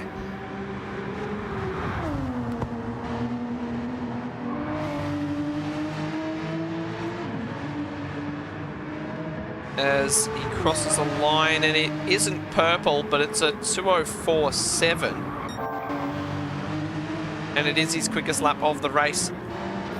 So, still tight on track between Killer and Wartime, but yeah, I think Wartime, I think he's starting to get a little bit impatient. We saw a couple of glimpses of them last lap, and Wartime really just showing the nose after a couple of small mistakes from Killer, but or not. I think, yeah, I think he's just content to sit behind at this stage of the race. Oh, they're both wide. You don't have to follow him that far wide, Wartime. Yeah. If he's about to crash into the wall, you don't follow him. That's like when you're a kid and your mum and dad sit you down and they ask you, if your mate jumped off a bridge, would you jump off a bridge? If the guy in front of you crashes in a wall, are you going to crash into the wall? Yeah, right. I never got that pep talk. Yeah, because didn't have mates. No. Because they weren't worried about me jumping off bridges, mate. Oh, okay. Yeah. Different angle. Perspective. Yeah. Speaking of different perspectives, here's the view from inside Killer's car as he heads down the hill, down towards Forest Elbow.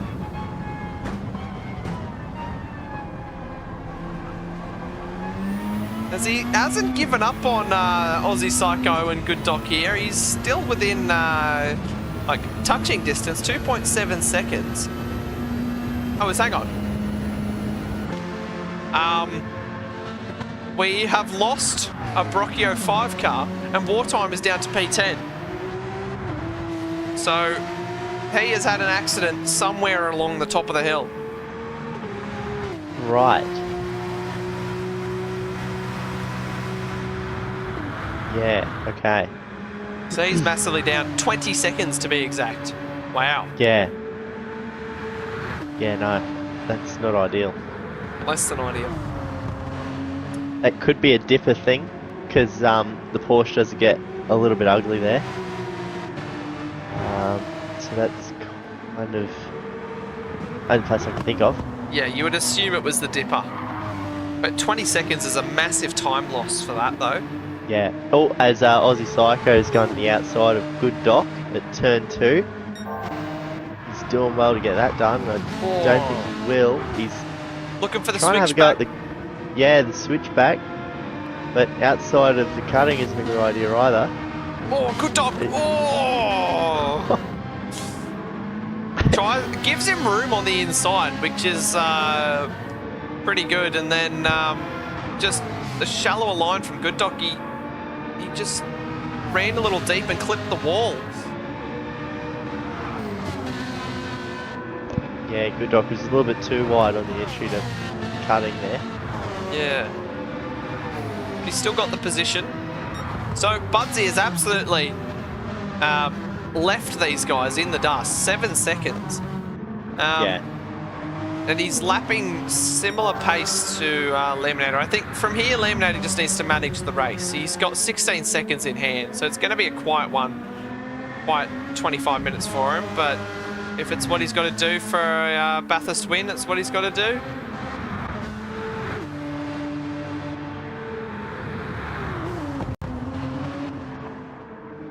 Yeah, that's right. He's driven a great race to be where he is. 17.5 seconds clear. Somebody has crashed, and it is Aussie Heat through the S's. I believe that's the same place he went round last time. Right. Let's have a look. So through McPhillamy Park. Oh, as he clips the grass and then down Skyline. Yeah, that's exactly what he did about 10 laps ago. So very unfortunate for Aussie Heat. Laminator 17 seconds to the good at the moment over Cruzen, who has found himself in the wall at Griffin's, and now that really opens things up for Budsy. So let's have a look what's happened here. So coming down Mountain Straight for Cruzen, and did he just miss his braking marker? Oh, I think so, and then just slides off the track, grazes the wall and continues on his way, but a decent amount of time lost there for him. That's not the best route through that corner, the best line. I mean, even without touching the wall, you really want to be on the cambered part of the track. They call it the rut. Oh, as he loses the rear end. So that's why you often don't see many moves around the outside at Griffin's, as it is particularly difficult. You're battling gravity and the less geometric line through the corner. Camber. Yeah, just jump on board with Aussie, Leno, as he's just coming onto the straight. As Killer's within slipstream range here too, so they've burned about a second and a half. Good Doc and Aussie Psycho with this battle here. Yeah, they have. But Killer before, he just made a mistake. I said that out of the elbow, but this is as close as he's been for a bit, so he might have a go. I might be looking for a move at turn 2 again. Aussie Psycho just showing the nose into Murray's, but trying to potentially force Good Doc into blinking twice and going deep, making a slight mistake. Just positioning his car intimidatingly. Up the hill now. Looks like Good Doc got a decent enough exit. Might be safe this time around. That's a nice exit, Good Doc.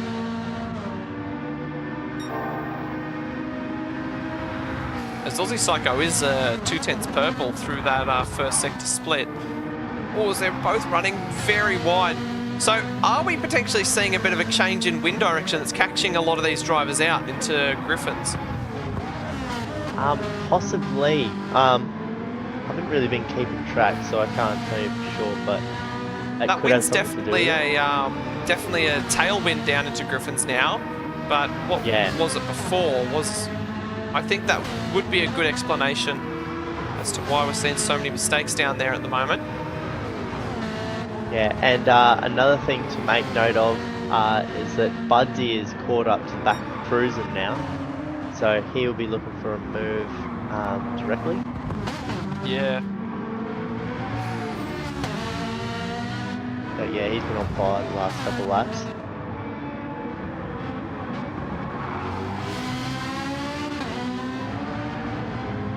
Down Conrod straight is, I think Aussie is close enough on this occasion. He's right up underneath that rear wing.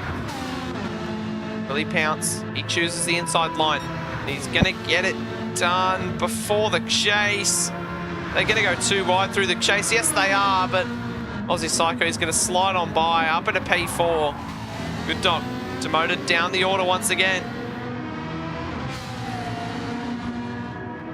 That's Good Doc comes in the pits. Yeah, so that's his time. Yes, he comes in for a second stop. Oh, Cruisen's gone wide at turn 1. And let Aussie through. So that's good. Mate. Let's have a look on the LJ Media Action replay. So, yeah, oh yeah, he had a massive snap, and then, yeah, Budsy with the tidier line just makes light work of Cruisin'. Definitely one of the easier overtakes Budsy has had to perform tonight. But the bad news for Budsy is now that it's a 19-second gap up to Laminator. I mean, less than 20 minutes. We've got about 10 laps left, maybe 9 laps. So he's going to be cooking. That's over 2 seconds a lap if Budsy wants to have a crack at this win. Or a big moment for Laminator. Because all it takes is one big moment around the mountain and you've screwed. Yeah, that's right. And that gap has stayed the same since Budsy's mistake on lap 2. So they've been keeping pace, really. Yeah, okay. But Budsy now has fresh air, so make up all the... Yeah, one of the best Category 2 drivers in Sector 1, Budsy, so finding himself down in this Category 2B field. As Laminator peels in. So this is crucial, because if Budsy comes in now, I think he will. Yeah, he does. Okay, I was thinking about the possibility of the overcut for a second there to try and gain some time back, but he will gain a second on the road as he's got 3% in the tank over Laminator. Cruisin's in as well. Aussie Psycho's in. Killer's in. So everybody's making the call. And then there's a whopping 26 seconds back from Renegade to Aussie Heat. So Renegade peels in too. So lap 20 seems to be the time to shine.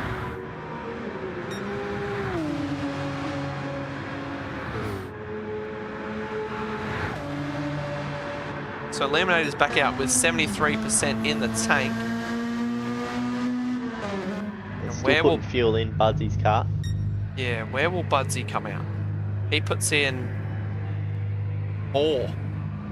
He's putting in a lot more. Oh, wow. A lot more. Wait, so hang on. That makes us think, has Laminator underfueled or has Budsy overfueled? How much did Cruisin' put in? Cruisin' has filled the tank. Wow, so Laminator's got 30% less than that. So has Laminator compromised himself here?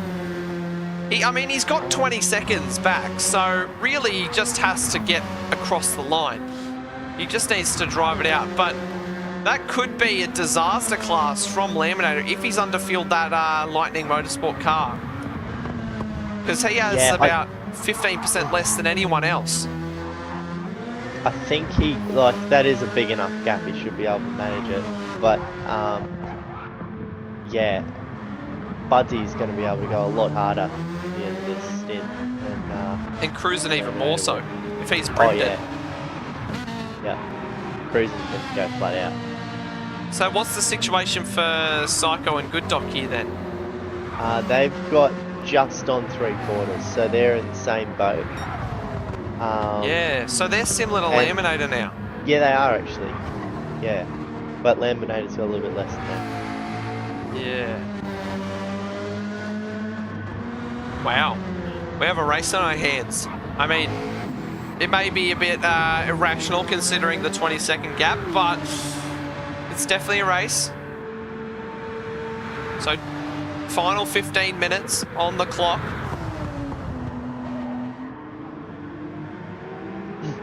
Yeah, and Laminator is half shifting the car, so he's shifting it halfway up the rev bar. As Bud's in, Cruz, and they're well and truly revving it out. Yeah, wow. Okay. So, it definitely puts things into perspective. No, that gap was 21 seconds. It's already down to 19. So, this is going to be a race against the clock, a race against the fuel gauges. We'll just have to keep one eye on this battle.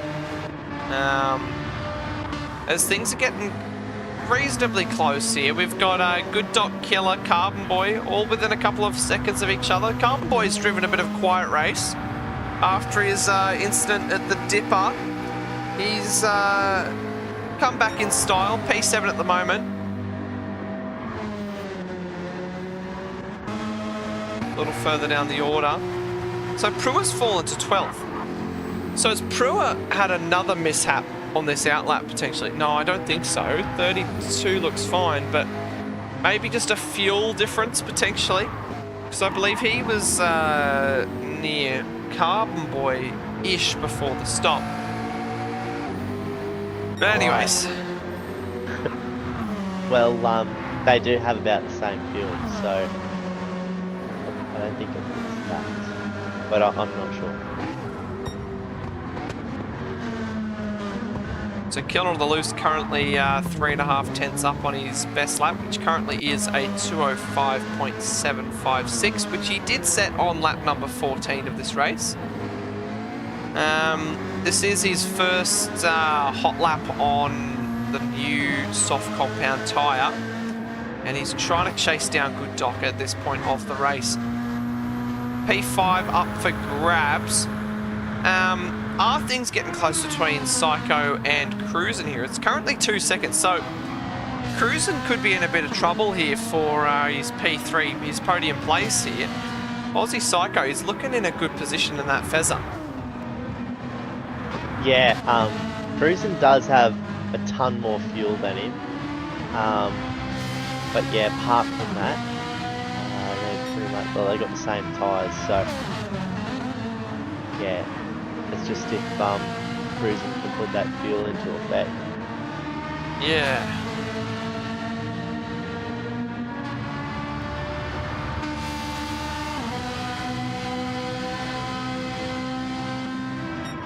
So gap between Laminator and Budsy, it's at 16 seconds.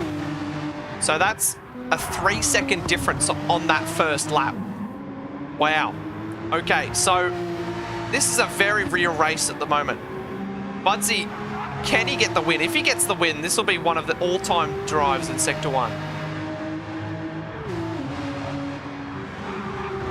Yeah, he's he is on fire at the moment.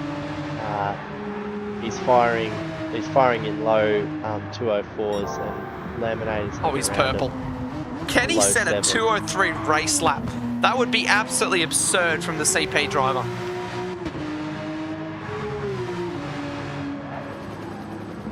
To the elbow. He's driving it hard. Are these guys on the same compound tyre? Yes, they are. Yeah, it's only a fuel difference. Yeah, wow. But yeah, it has started to even itself out. So it might be about 10 litres, or sorry, 10%. Might be the difference. So 10 minutes left on the clock. That gap is just spiraling down. Yeah.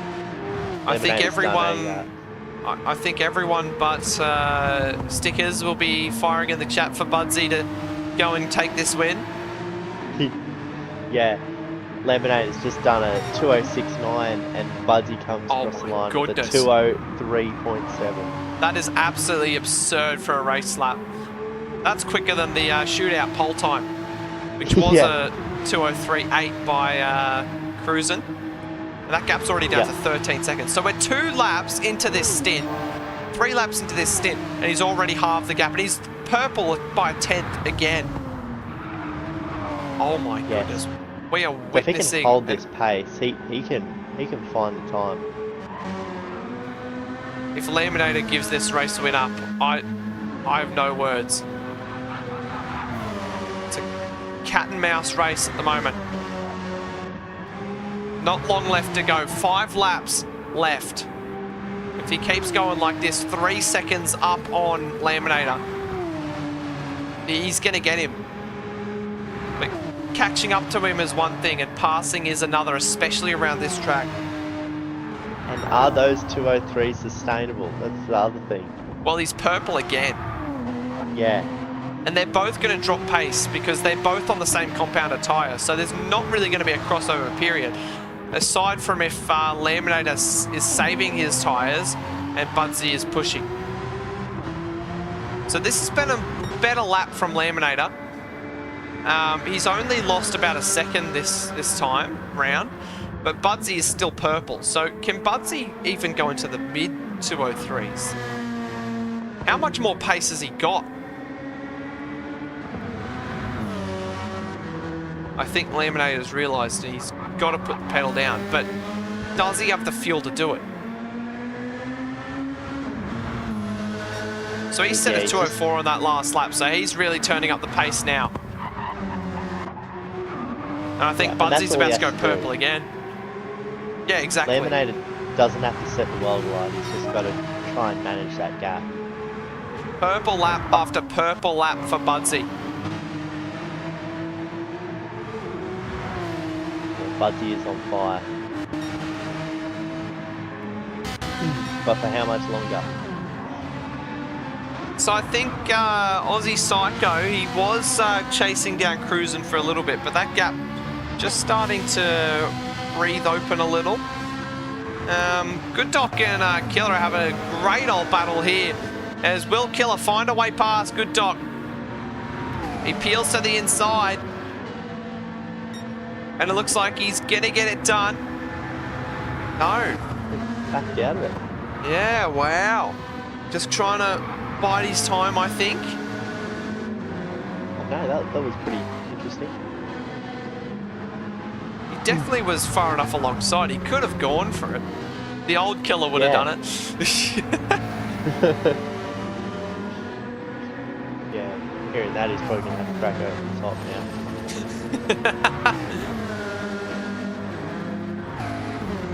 Through the grate. And into McPhillamy now. Half a second separating these guys. So the McLaren definitely seems the better car across the top. Yeah, it does look like the most stable car. Although it has gone around a few times. That is true. Yeah. I mean, the McLaren excels in high-speed corners, so across the top it's quick. But then when you're slowing it down through the dipper, through the elbow, it really doesn't like it too much. Yeah.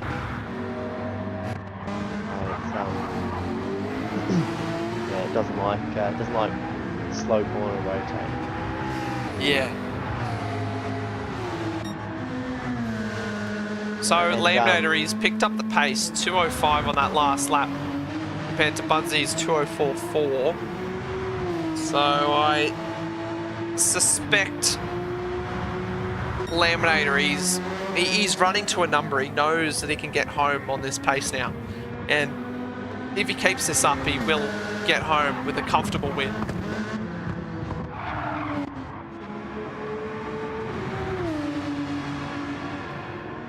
And Cruisin' has extended that gap to Aussie Psycho by about 1.2 seconds on the last lap.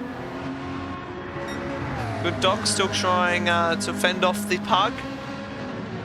The Lightning Motorsport Peugeot through Griffin's Bend at the moment.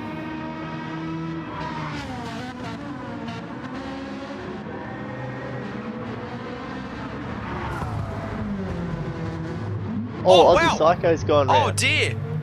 So that, wow, that just came into shot. Whoa. That was extremely unexpected. He is... I'm speechless. What happened there? Well, we'll have a look on the LJ Media Action replay and see just what happened here for him. Well, I think Cody will tell me that exactly what happened. Yeah, I caught the end of that just as he was coming out of the cutting, and it just looked like it all went wrong. Yeah. Oh, that's a very odd one. He'd already got it straightened up and got it out of there, and then it just sort of oversteered on exit, like way past the point that we normally see the car bottoming out there. But what that now means is that Killer on the Loose and Good Dog, who were fighting for a P5, are now fighting for a best of the rest position, a P4. Maybe just that turbo spooled up at the wrong time and caught him off guard coming out and cutting. What turbo? And us, oh, He's driving a Ferrari, I'll see mate. myself out. Yes. So what happened was the turbo spooled at the wrong moment. Shh. That twisted the chassis. Yeah, and something else to note, mate. Laminator had an absolutely shocker lap. He's done a 2:08, and Budsy did a 4, and he's managed to find 4 seconds. So gap is down to 8.5. It's on like Donkey Kong here. It is. The last lap and a half Yeah. of 2 laps, sorry. So Yeah, these guys are definitely going to get 29 out of this. Yeah. But 2 laps, 4 seconds a lap, unless Laminator runs out of fuel. I think it's tall order for Budsy. Yeah. No, it's always been a tall order. But yeah, really, yeah, Lemonade just needs to make a lot more mistakes. He's still got it in the bag. But yeah, he's given us something to think about anyway. Yeah. Just 12 kilometers separating Laminated from a Bathurst raceman. Is there another twist to the tail? This will, when he crosses the line, this will be the last lap. Wow, yeah, so they're not even going to get a 29th.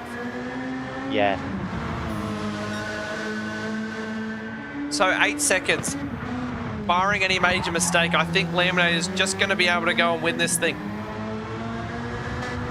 Up the hill. This has been a admirable drive from Laminator, starting from P2 on the grid. Killer's gone round. Oh no. He's gone round at the chase. It's catched on the LJ Media Action replay. So as one Lightning car is a lap away from victory, the other is off in the gravel trap at the chase. How's he done this? He lost the rear end and then overcorrected, spun across the racing line, and yeah, that's quite unfortunate for Killer.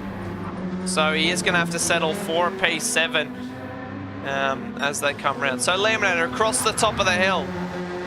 He's got 8 seconds in the bag. He's already flashing the lights. Oh my goodness. Look at the confidence on this bloke. Down through Skyline.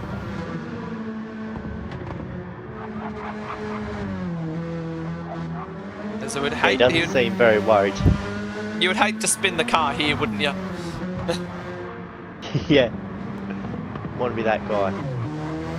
Round the elbow. Down Conrod straight for the final time. He's still got 7 seconds on him. He could practically roll it home. How much fuel's he got? Probably enough. Enough. E for enough. As he rounds the chase for the final time. What a drive it's been for Laminator, as he's going to take the race win here on the mountain. Extraordinary stuff. As he rounds Murray's corner. And the final blast down to the line as he drives past the Lightning Motorsport Garage as he takes P1. Budsy, an extraordinary drive. P2 is equally as impressive as the P1. And Good Dog, hang on, he's past Cruisin'. Good Dog's gonna get P3, he's on the podium. What's happened to Cruisin'? Oh no! So Good Dog, after all of that, the topsy-turvy day that he's had, he was down the order, he was up the order, but he's gonna come home with a podium. What a race! Cruiser P4, Psycho P5, Carbon Boy P6, and Killer on the loose. Despite everything, he's gonna come home P7. Renegade will come home P8. Wartime P9, and it will be Malevolent One in P10.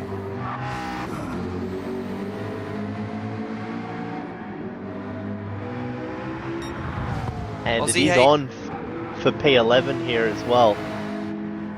Prue is right on the back of him. Looks like Aussie Heat is going to take home a P11 on his debut. And Prua will come home P12.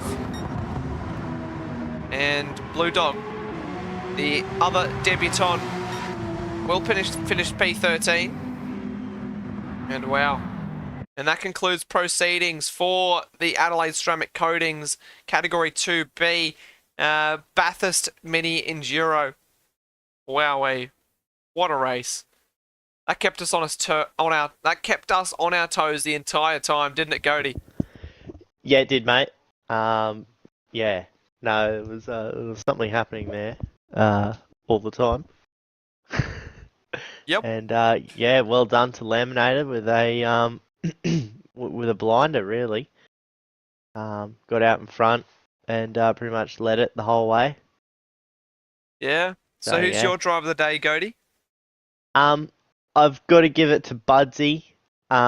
Just from well, he pretty much just nailed it, really. Apart if he didn't have that mistake on lap 2, he would have won it by a mile. So yeah, I'm gonna give it to him. Yeah, that's a good shout.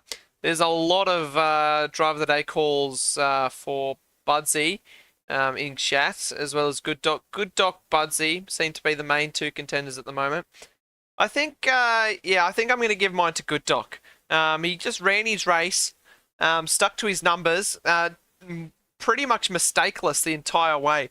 Like, he wasn't setting blistering laps, but he didn't need to. He just stuck to his guns, kept it clean, and yeah, came away with a podium. So, yeah, Good Doc gets my vote. So yeah, we'll just have a look at the Adelaide Ceramic Coatings race results. So here is how they finished after an hour around Bathurst. So Laminator finishes P1, Budsy in P2 with the fastest lap, and Good Doc completing the podium there. Cruisin' P4, Aussie Psycho P5, Carbon Boy 6, Killer on the Loose 7th, Renegade 8th, Wartime 9th, Malevolent One 10th, Aussie Heat in 11th there, Prua 12th, Blue Dog 13th, and Archangel finished a lap down on the leaders. So special thanks to Godey for race directing tonight.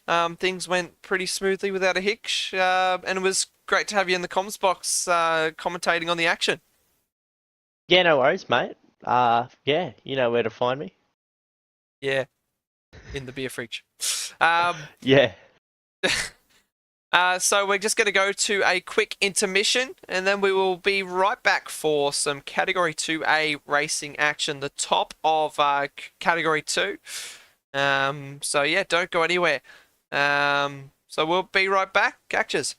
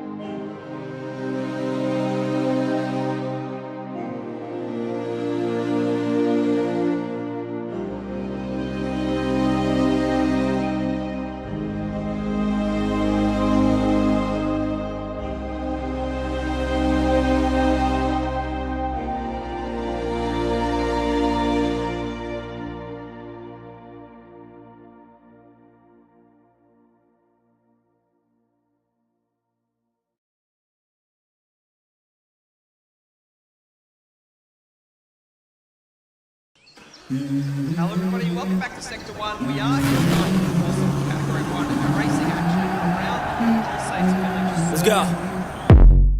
I wake up to a little bit of drool on my pillow, feel like it's gonna be a bad day. Yeah, I'm tired of shit, and the coffee ain't hit yet, damn, ain't that great. I don't wanna go to work, cause my boss is a jerk, and I'm not even that paid. I need a change in my life, cause I don't feel alive, and there's nothing that makes me happy. Hold my beer for a minute, I'm about to quit my job, cash in for a ticket. I'm going on a trip and I don't plan to visit. I'm gonna stay there till I feel like I'm winning, oh. And this is just the beginning, I need a big change, only feels like living. I need a big swing, home runs I'm hitting, and I'll never look back, moving on till I get it all. And we all got dreams, we all want things. But what you gonna do for it, how you gonna move for it, what you gonna be? And do you believe you can do anything? But what you gonna do for it? How you gonna move for it? What you gonna be?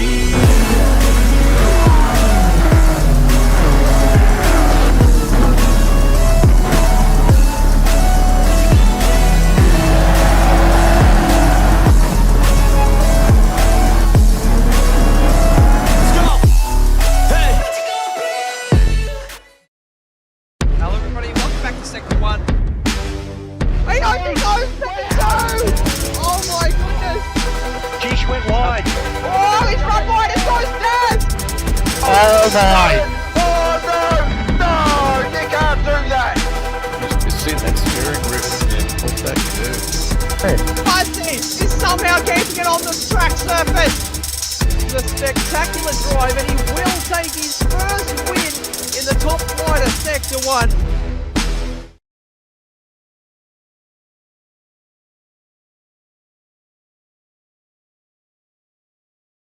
Hello everybody, welcome back to Sector 1. We are just about ready to go for Category 2A. My name is Lenosis, and joining me in the commentary box is your Category 2A race director. It is Muffin. How are we doing tonight, Muffin? Oh, let me tell Lenosis, mate, I am more excited than in a candy store, mate. Like, we're at one of the greatest racetracks in the world, Mount Panorama. Look, I've said it once and I'll say it again. I am very, very excited for tonight's action. Yeah, it's going to be a good one, isn't it? Yes. Absolutely. So, like we saw with Group B, we are going to see a 10-minute qualifying followed by a top 5 shootout. So, I think Muffin's keen as a bean to watch the shootout. Muffin loves a good shootout. Oh, mate, I love it when, there's one car at a time. There's no need to focus on multiple people, just one person on track, follow that person, and, it's easy. Me and me very simple-minded brain can't handle too much at once, so have one car at a time is absolutely marvellous. Yeah, fair enough. So make sure to smash the like button if you're in the chat at the moment. So we'll just, we're not too far away from our 10-minute qualifying session, are we, Muffin? Absolutely not, mate. Really, the boys here, they're pretty much as keen as me, I reckon. They're all just doing their final sort of checks now, making sure that the cars are all where they need to be. But I'd say for the most part, unless you have some more sort of like secretarial stuff to go over, mate, I think I'm nearly good to go. I reckon we get this show on a road because it's going to be a long night, so let's not fluff about. Let's get into it. It's going to be a long night. We're at Mount Panorama, mate. We're at the best racetrack in the world. The night will not be long. This will be the best night of your life, good sir. All right. Now, I did hear that Godey, unfortunately, didn't get a chance to put any sort of decorations on the button, and I quickly put a coat of primer on it, but I didn't get a chance to do anything else. So currently, the button is primer white. That's what it is. Fair enough, to be honest. That's okay. That button has been pressed. A little bit of wet paint there, but it's okay. We're in the pit lane. Cars are starting to roll out now. We've got a grand flag. We are qualifying here at Mount Panorama for the last time tonight. Here we go.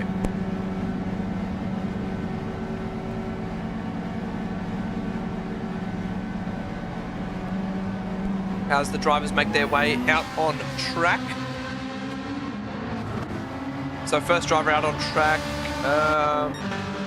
is Revs in the Datsun Peugeot.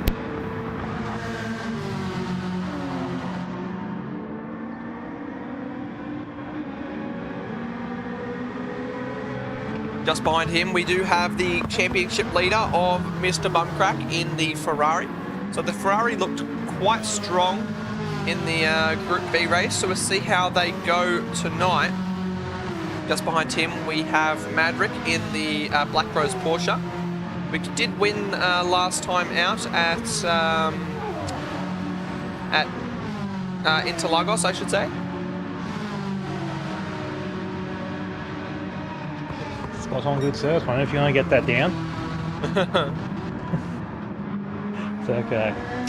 Sounds like you got your hands full there, mate. So I'll just do your favour and keep going through the grid for you here. Quick fast for the people at home. Just behind Magic, we have in the second of our Bumcrack red and green Christmas cars, Black Project RX-7.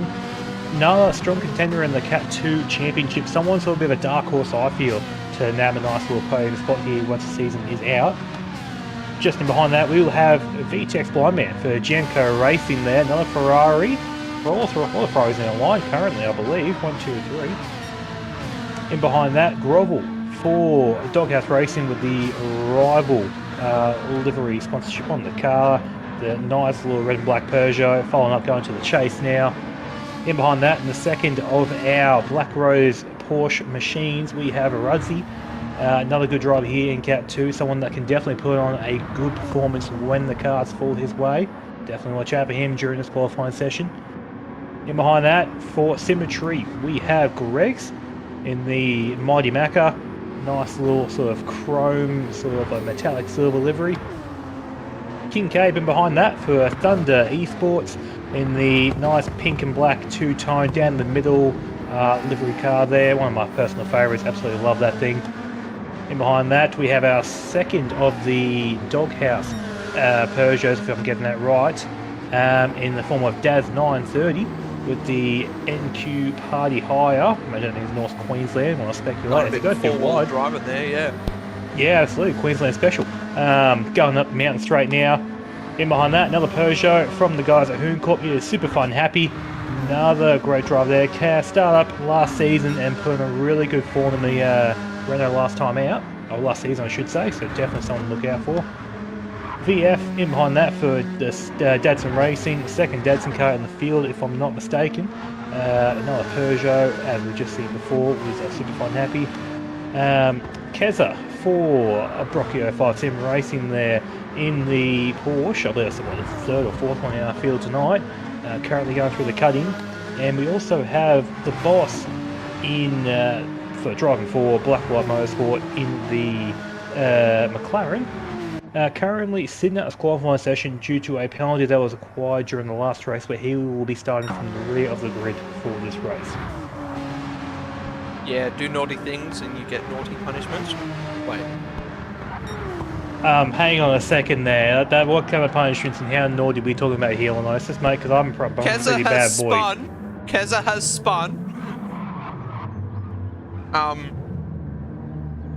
Yeah, we're going to catch that on the LJ Meter reaction replay. As he came over Skyline here. And in that Porsche, the rear end just gave way. Wow. Okay. Bit of a weird one from Keza there. Rocking his special livery once again. Very nice to see that special livery on Keza's car that I should have brought up. My bad there, ladies and gentlemen at home. Yeah, so carrying that first laps on the board for most of the people here. Madrick leading the way. It was a 2:03.8, which is a blistering lap time.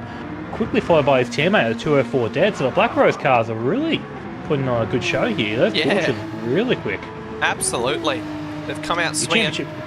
Championship leader Mr. Bumcrack in P3 with a 2:04.2. Nice little opening lap there for the Kraken Esports team owner. Grovel and Daz round out your top 5. Currently just over a second covering your top 5, and Daz is 2/10 purple going through the first sector, but he has got a very nice inconvenient slipstream from the two cars in front of him of Kincaid and Greg's. Let's see how he goes, how he fares. Yeah, I think definitely slipstream going up Mountain Straight is lovely and all, but as soon as you get to the top of the mountain, people start making mistakes. You just burn so much time here. The dirty air can be killer, and I think Kincaid just made a mistake coming on the exit of the cutting there, and Daz is right on his tailpipe there, sniffing the exhaust fumes like they're going out of fashion. Oh no. Yeah, Daz here, I think he's probably going to give this lap in. He's definitely getting slowed down by King Cave as comes to the next sector split. He's still up in his up. personal best time. Yeah. Wow. So he's not losing the... But- oh! Talk about the mistakes. That, look, if Daz is still up now, he is a magician. No, he Like, backed oh. out. He's backed out. Yeah.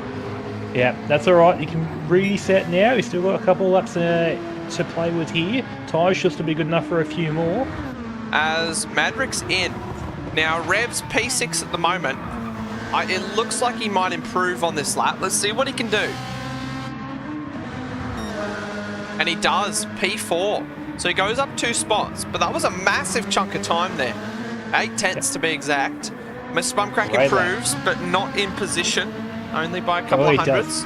He is up into closed the top up 5. that gap though. Yep, Grovel in top 5. Lovely work there from Grovel. Bumcrack there. About half a tenth away from Rudsey now, really. As Rudsey improves, makes it a tenth and a half nearly. Up into, still in P2, only a tenth and a half away from his teammate. So the real battle that we're looking at the moment is Grovel, Daz, VF, and everyone below them, because they're all trying to get into this top 5. Yes, it's all well and good to have provisional pole at the moment, but if you can get yourself inside that top 5, that's where you get to participate in the shootout, and that's where we're going to see the best of these guys go at it. Currently right now, your cut-off time to make the top 5 shootout is a 204.483, and really, the way these times are improving, I reckon it might be like a 204.2, 204.1 to be safe. Yes, on that last lap, Daz, he dropped another position as VF split Grovel and Daz, the 2 doghouse cars. Yep, 3 Peugeots in a line there from 2 different teams. VF there P6 with a 204.7, a couple more tenths, and he should be in the hunt for the shootout. Just trying to look here, see who's coming up to a sector split. Black Project is on an outlap. We have Greg's who has spun at McFinley Park by the looks of it. Over the grass as well. And Daz is well and truly down on his time. So I'd say he's just floating about at the moment. Going to try and do an all-out lap. See, I'm just watching at the back here. Oh, we got another person who has gone off just at Reed and Solomon. Still Greg's, never mind. He's still just hanging about, enjoying the view. My apologies. I believe he was just waiting for the field to pass so that he did not interfere with anyone. Yep, you're probably right there, Lenosis. I'm sorry for questioning your authority. You're absolutely right. As Rev's the final lap of the stint, he's pulled off immediately to let people pass. So Grovel to P2. Everyone's been shuffled down here. So as it stands, VF. What can he do? Rudsey to the top. Oh, wow. Rudsey What to a the lap from 203.6. Blind man to the top. Where did he come from? So that's shuffled everyone down. So all of a sudden, Revs is out of the top 5. He's down to 6, and he gave up this final lap, so he's not going to be able to do it. Look, I don't want to say that I am a fortune teller, but currently your time to get into the top 5 is 204.1. Like, look, can I just say, like, I wake up in the morning and I urinate excellence. Currently right now, Madrick has done a pit stop, I believe, so he should be good for another lap here. Rudsey did a fuel save on his outlap, so he's good for another push lap here. Not that he needs it. Got a great lap here in P2. Wyman's in a similar boat. I don't think you're safe, though. Like, if we're being realistic here, the top 8 are all capable of these lap times. So, I think if you're Revs has had the ultimate blunder here, and he's given up the... He probably thought he was safe, but then he's given it up. He's sitting in P3, and now he's out of it. That's very true. Watching here as well, someone that's on very fresh tyres and a lot of fuel tank going through the second sector split is Black Project in P12. He is 6/10 up on his lap. Won't be enough to get to the shootout at this rate, but if he has a good run down the mountain, Black Project could be threatening here. Let's have a look.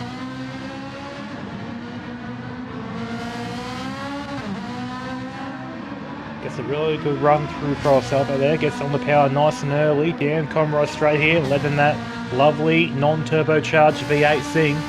Yeah. Little throwback for you guys that watched race 1 earlier tonight. He's up by 1.1 seconds.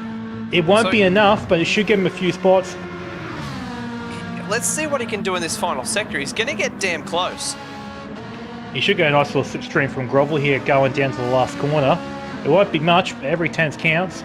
Now Grovel gets out of the way. Okay, very good sportsmanship there from Grovel. One corner, run and done. Black Project up to the line. Use all the curb on the exit like a true race car driver does. Oh, P6. he just misses out.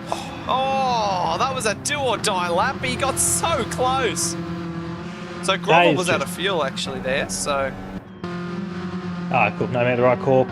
Greg's is currently coming out as VF, sets the lap time to go to P8.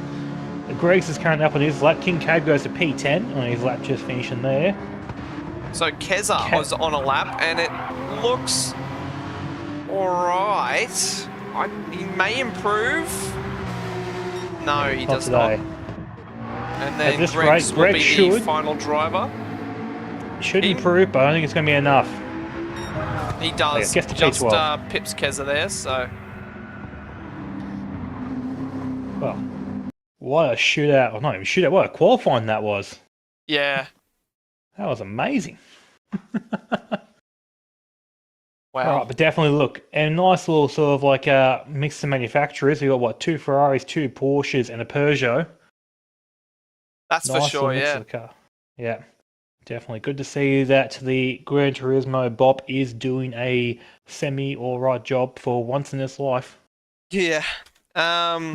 So we are just waiting for the timer to ring out because we did have a driver who was disqualified from qualifying. Yep, that is absolutely true. I believe the extra timer was set to approximately, what would that be? Like 2 minutes and 40 seconds. So, touch wood, we shouldn't be too off at finishing, I think. There we go. So we'll just have a look at the results real quick. So here is how they will line up apart from the top 5. So Blind Man takes provisional pole position with a 2:03.5. Ruzzy there in P2. Madrick completing the top 3. Grovel is 4th, and Bumcrack will take the final shootout spot. Black Project in 6th, Revs 7th, VF there in 8th. Then we have Daz in 9th, Kincaid 10th, Superfun Happy 11th, Greg's 12th, Keza 13th, and the boss, no time recorded, as he was destined to the pits. It's tight.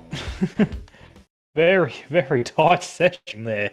Like, the difference between making the shirt and not making the shirt, only a couple tenths of a second. A few cars definitely in touch of that. Like, that is... That's tight. And, like, really, look, those top 5 cars, with how tight those times are, really, one little error can... the top of the top 5 to the back of it, which doesn't sound like much of a loss, but a track like this, passing opportunities are few and far between, unless someone makes a pretty decent error. Yeah, exactly. So we are about to get started for our top 5 shootout. Make sure to throw down your... Uh-oh. Now, that was a error from the RD. We'll get the race back up and running. He meant to hit end race, not end lobby. Oh my god, Muffin. Can't take him anywhere. Oh. Look, I'm not the best in the world, unfortunately. I do apologise, ladies and gentlemen. We'll have the lobby up and running very shortly. Thankfully, not much to get fixed with it. But yeah, look, in time being, don't be afraid to drop your predictions in the chat, both for the shirt and for the upcoming lovely race we have coming up. 1 hour of the marvellous Map Panorama Circuit. So let's just have a quick recap of the Category 2 points. So Mr. Bumcrack is your championship leader. Revs there in P2. Black Project in 3rd. Grovel 4th. Kincaid in 5th. The Boss in 6th.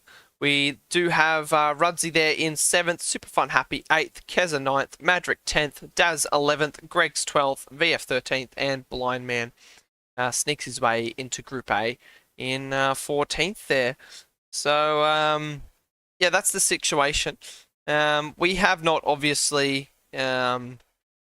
calculated the team points as of yet, but based off last race, excluding the race that we just saw, Group B, this is the team standing. So Brocchio 5 Sim Racing on top, Kraken P2, Dadson 3rd, Thunder 4th, Doghouse 5th, Lightning 6th, Jamco 7th, Hooncorp 8th, Black Rose 9th, CP 10th, Blacklight 11th, Zero Tone 12th, Symmetry 13th, and APR Motorsport in last place. So, yeah, definitely a little shake up in the grids. We've seen some. I mean, I expect after that last race that Lightning will go up a little due to the win by Laminator, and we'll see how the race number 2 here affects those standings, I guess. And here is the track map once again. So ignore the strategy graphic because Muffin told me the completely wrong things. But the only real strategy I think we saw from that Group B race was a medium soft 2-stop.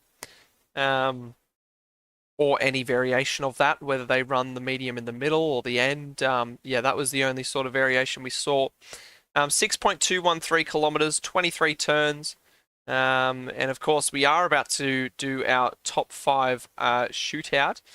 We are just waiting for the rest of the drivers to join the lobby and tick out of the lobby.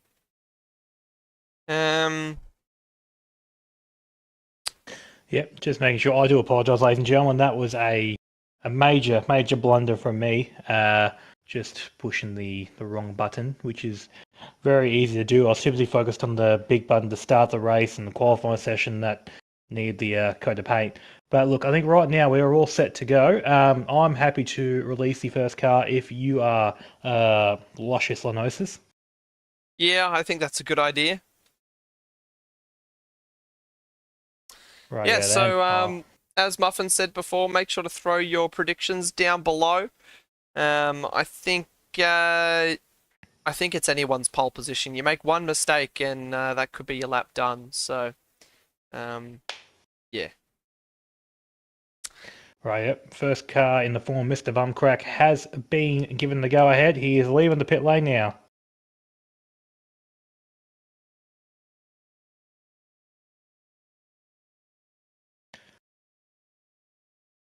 I must say as well, I'm happy if a couple of Ferraris made the shootout because my god, it's a lovely car to listen to when it's singing in full speed, or full rev I should say.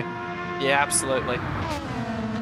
Yep. Now everyone at home, once again, I haven't mentioned earlier, if you're playing our lovely, very safe drinking game at home for the word absolutely, you're probably up to about 4 or 5 by now, just from this second race alone. Don't be afraid to, make sure you're all good to go. Absolutely. Yeah. So Carbon Boy is fighting chat that a blind man will take the shootout. Now, I think he's a good shout considering he's on provisional pole position already. So, yeah, we'll see how he goes. Definitely. I think, yeah, I mean, it was Rudsy and Blind Man that took a while to get heated up in that qualifying session. Whereas we saw Madrick, Grovel and Bumcrack sort of fire out the gates immediately with their lap. So I think they're definitely the ones to watch. Oh, I think absolutely right there. But look, I think everyone here in this chat, everyone watching this, you and I, everyone racing knows that Manpower Armour, a curveball can be thrown at any point in time. So definitely there are odds-on favourites, but do not count anyone out for this shootout.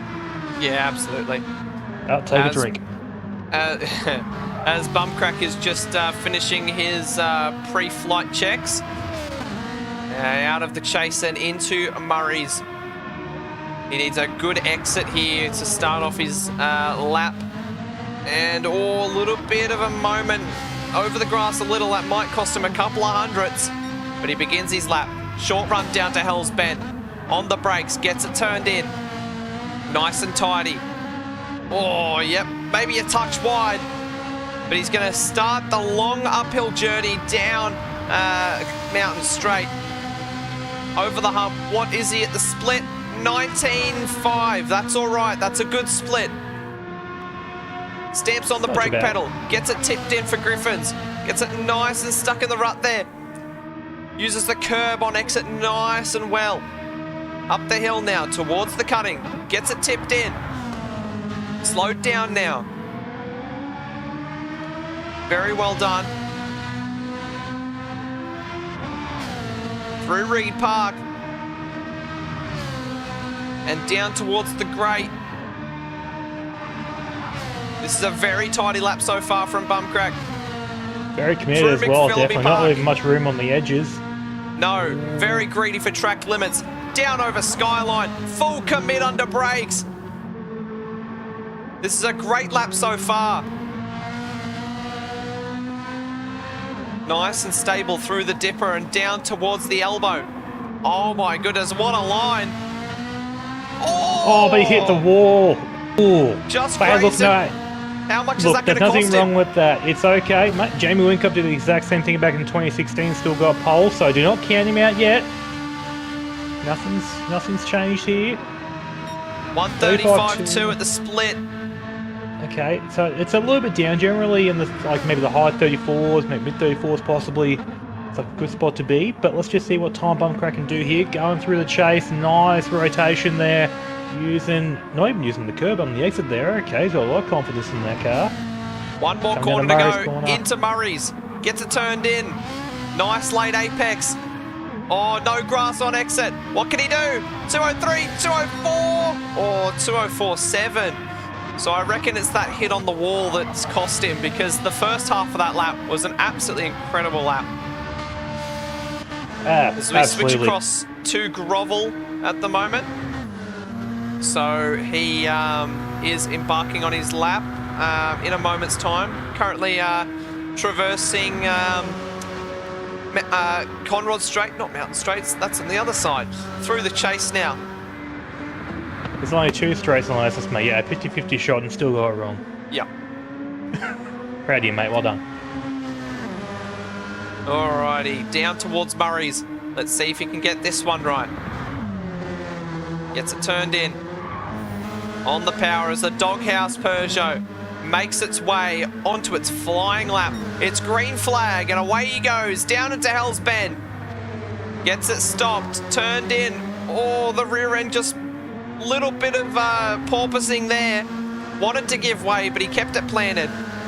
Now down Conrod. Mountain. I did that on you've purpose. got it wrong I twice. did it now. on purpose. I did it on purpose. Oh, I'm sure he did. 19-6 there for the first sector. Tense down on Bumcrack, but definitely still in the game here. Round Griffin's not as tight as he probably would have wanted. Up the hill now towards the cutting.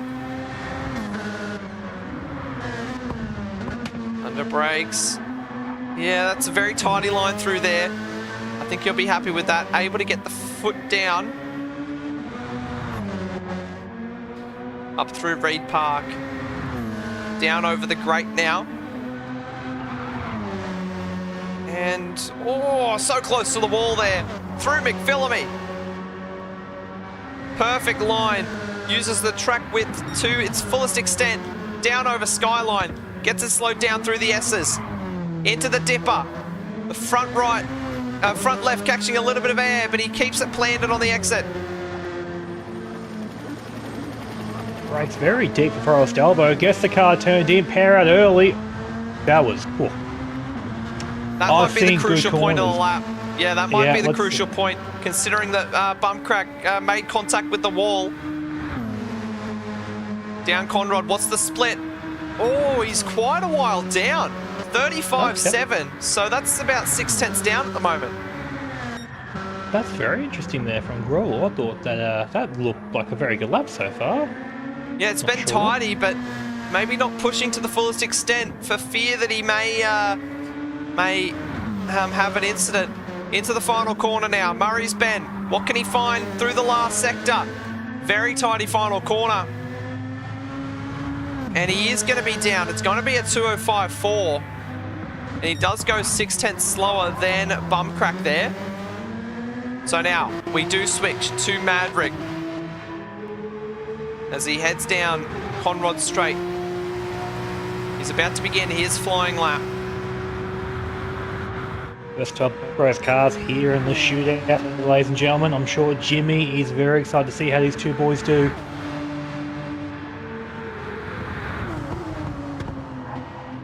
the nerves when you're waiting for a shootout. You've got the track to yourself, open air, 1 lap to do it. Coming down the Murray's corner to start his lap. The green flag is waving in front of him. He gasses out the final corner there, uses curb on exit, flies down pit straight as fast as he bloody well can, and starts his lap without power armour. Into Hell's Bed, gets it tipped in. Oh, maybe a little wide on the apex. But he keeps Definitely it where he on the needs exit it. too. Up the hill now. Coming to the first sector split on Mountain Straight. Yes. Oh, he's down quite a bit, 19.6. Okay, alright, very interesting there. The sectors seem to be getting away from people here, but maybe the track's got a bit greasier somewhere. Yeah. Into the cutting now. Nice and tidy. That's a good line through there. Carrying all his momentum up the hill. And oh, he's hit the so wall. close to the wall. Did he hit it? I don't know. It was so close. I Through the reckon grate. he did. Oh. As Very through conservative through McPhillamy McPhillamy. now.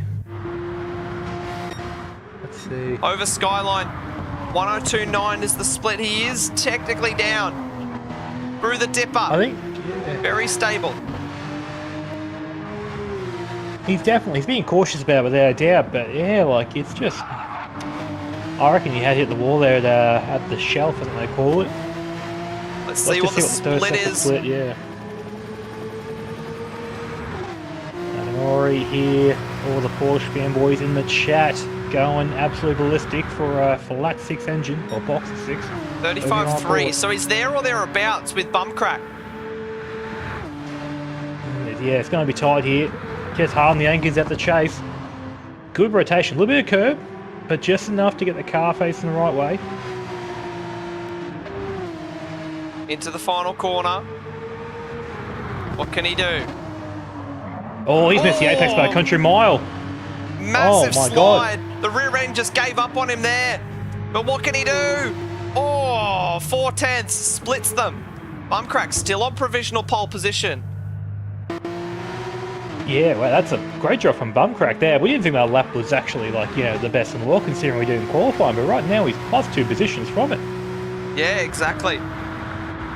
So now it's Rudsey as he heads down Conrod.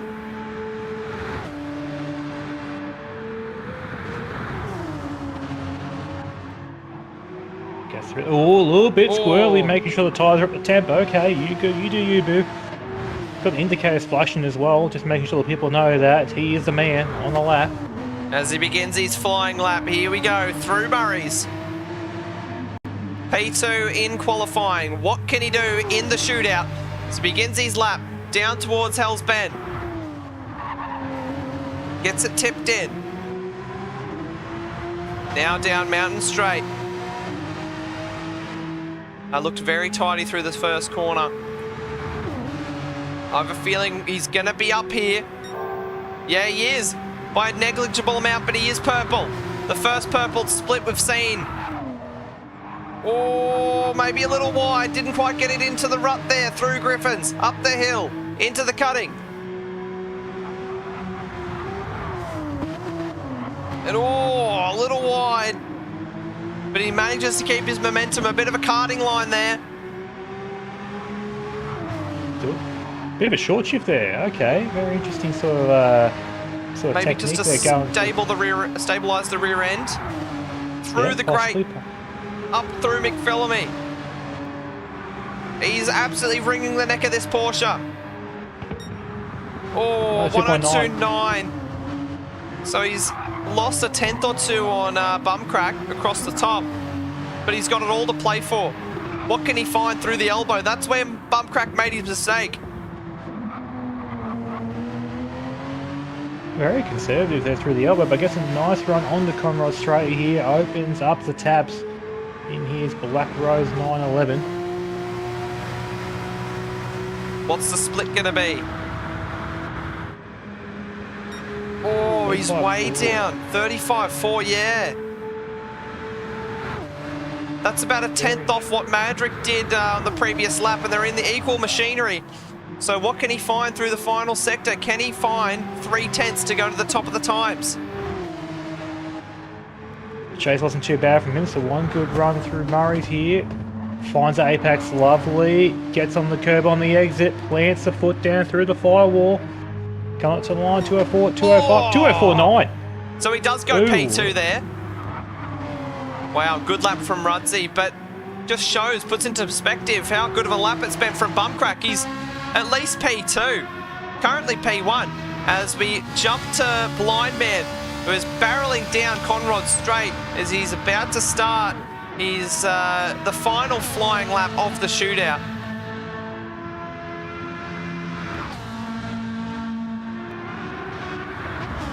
Here we go, just completing his last preparations to the car.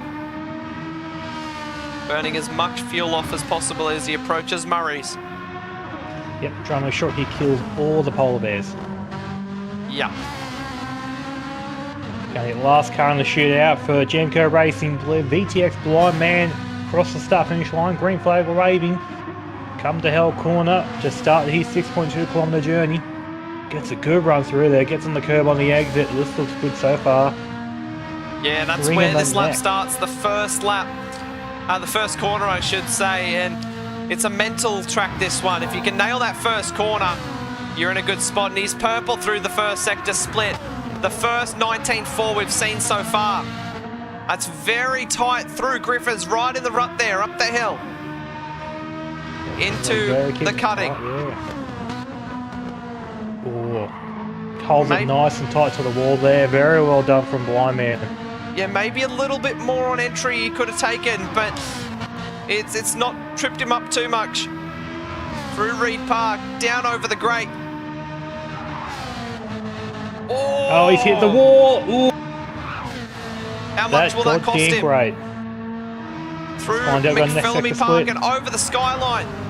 102.7. So, he's lost quite a bit there. He's down, but he's not far off. I believe Bumcrack was a 102.2.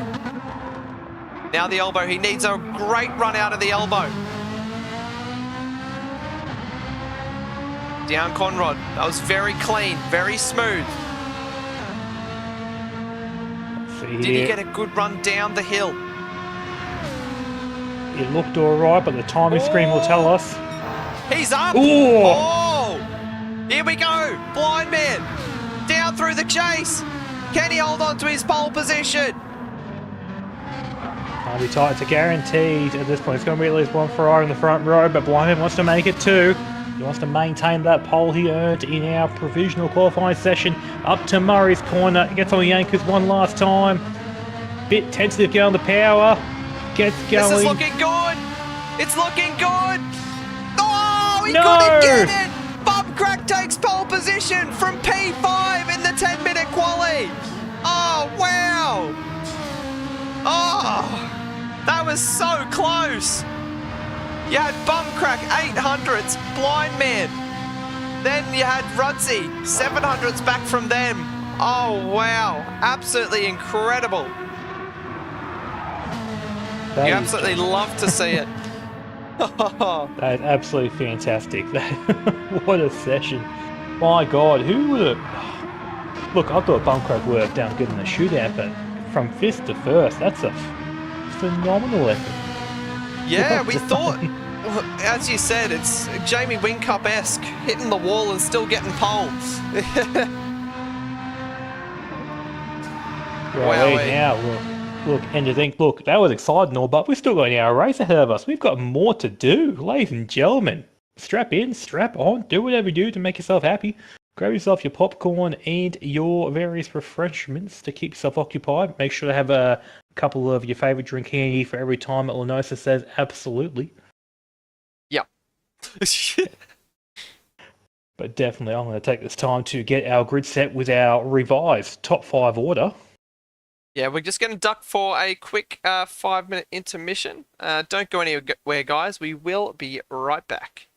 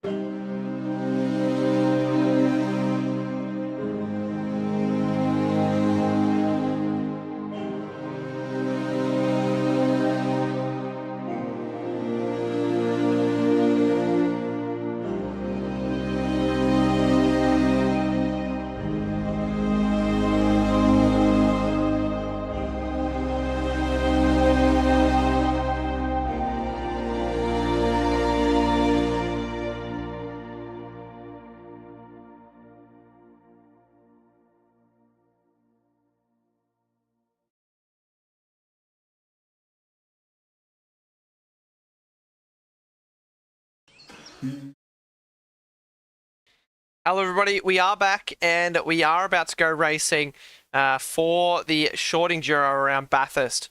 I am very excited. Muffin is very excited, and it's been good. We've seen some great shootout action. The grid has been jumbled from the shootout, and we do have the championship leader starting from pole position, who he improved from 5th spot, handled the pressure beautifully, and Bumcrack, he took the pole position.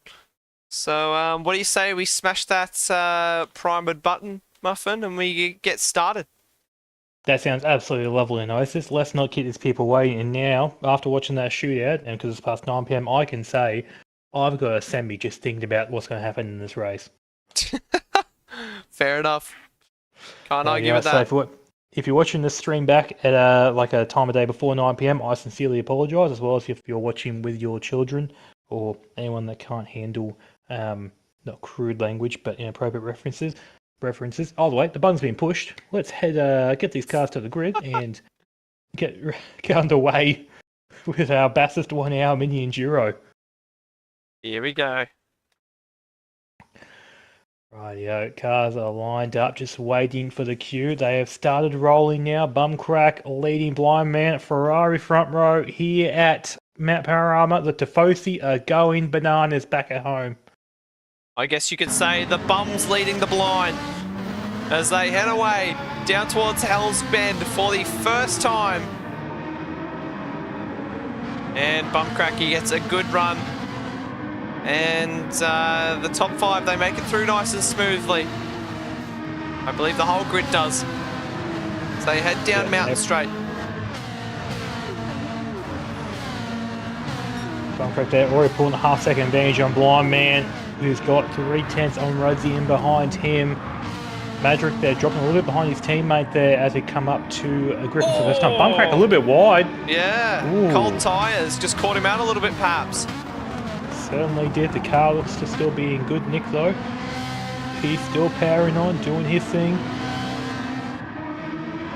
Definitely, and Black Project hounding Madrick going across the mountain here. Through Reed and Solomon, we are approaching the Great. Surely, Black Project might pull a move here, possibly going into the Dipper. Not the Dipper, sorry, the S's.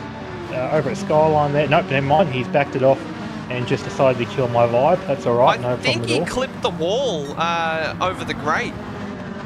That'll do it, actually. Okay. So so far, everyone's making it through the Dipper first time round already. Somebody's gone in the background. Yeah, that's Keza. Oh no! So we'll see what happened on the LJ Media Action replay. I just saw him go on the mini-map. Where was that? Was it over Skyline? Oh, yep, he lost the rear end. Oh, and clipped the grass and it just came round. So unfortunate for Keza there. We also had as well, VF didn't have enough but had a very poor run coming out of Forest Elbow and lost out on a few spots and a lot of time. It's currently getting handled by a couple of Peugeots, all from different teams. We've got 4 different Peugeot teams running on the line here, I think, if I'm not mistaken. Yeah. We've also done as well, the boss, who was your sort of man to beat at Watkins Glen back in round 1, after the first lap. Ooh! King K's in the wall. Yeah, that is less than ideal. As he drops down to P13 there. Yeah, I think the steward's pen may click on that. I'm not sure exactly what happened, whether or not the boss play a part in that, or whether or not it was just a self-inflicted injury from the Thunder driver. But after 1 lap, the boss has found, 3 positions. So at this rate, he should be towards the front of the pack before lap 5. No, that was self-inflicted by King Cave, unfortunately. Very unfortunate there. Alrighty then.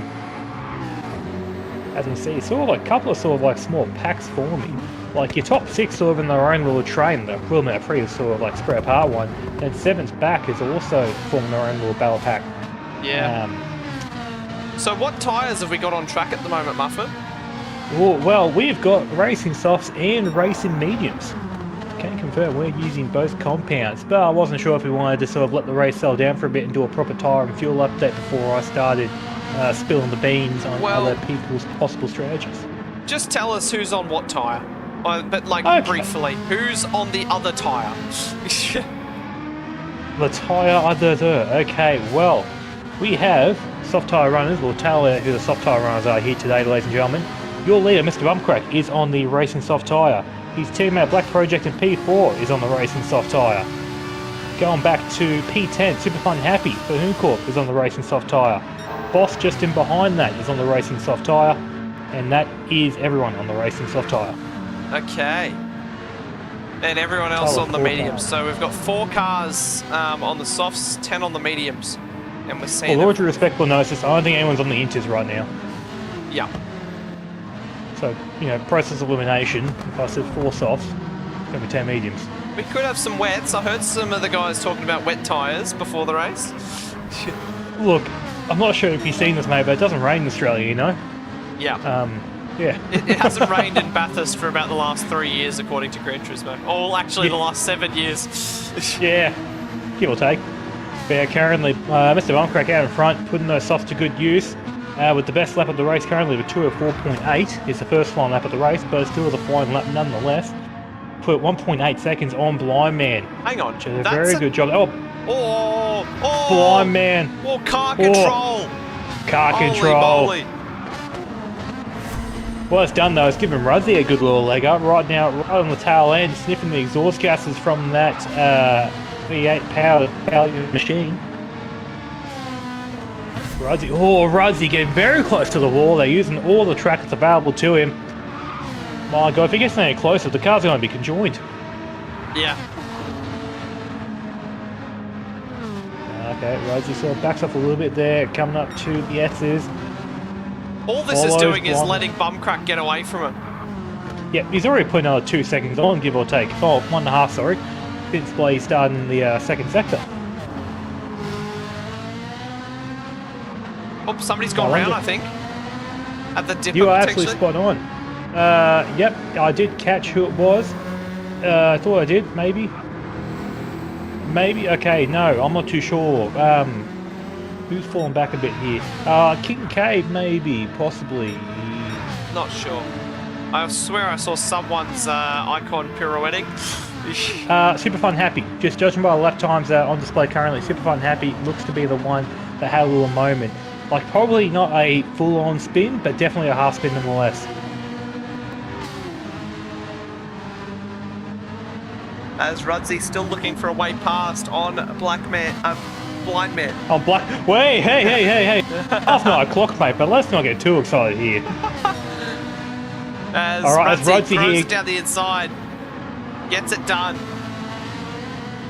Blind trying to go for the old over-under, but unfortunately Rudzy covers off that exit in the apex really nicely. Rudzy sort of sits in the middle of the road here, trying to defend that sort of line and make sure he gets a good run into Griffin's Bend. Still holding the right-hand side. He's got to make Blind Man go the long way if he wants to, but Blind Man backs off, I reckon. Yep, Blind Man has lifted. He is playing the long game, Blind Man. Guys at Gianco must have hooked him up with a great strategy. We're only early doors in this race. There's still 53 minutes left.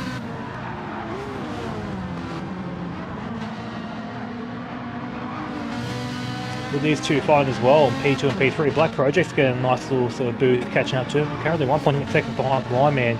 And look, while having a slipstream is nice, two cars very close to each other generally means one is going to slow the other down in one way, shape or form. Yeah. And just like that, actually, as I say that, just looking at the delta come down, since I started saying the sentence, Black Project is found a half second on Blind Man.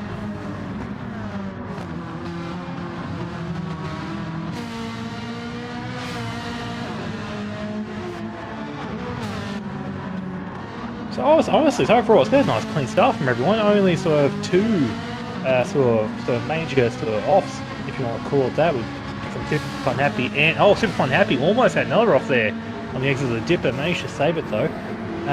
Kincaid and Greggs are going too wide in the Forest Elbow. Lads, you can't do that. Nah, Kincaid thinks better of it. Yeah.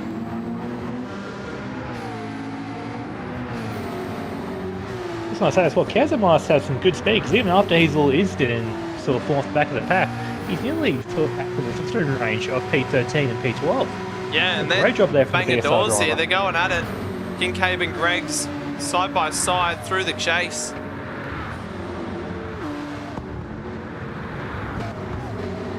Kick out there gets the position from Greg's up into P12 now for the Thunder driver.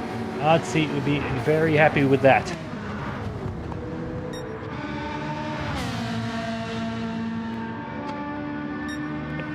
Currently also as well, fast up the race still belongs to Mr. Bumcraft with a 204.869, which is absolutely rapid. And a soft tyre, a full tank, and try and sort of make sure you're not well, dying, for lack of better terminology, over the course of the laps. Great job there from the Cat 2 Championship leader.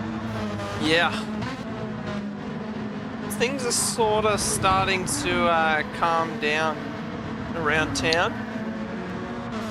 That certainly is. Well, this has calmed down around town. Bathurst is a bit of a lull currently. This is, when I say mid part of the race, we're only like 9 minutes in. So we're 1/5 of the way into the race. One thing that I've noticed over the last few seasons in this Category 2A field is there's a lot more strategy and calculation that goes into these races.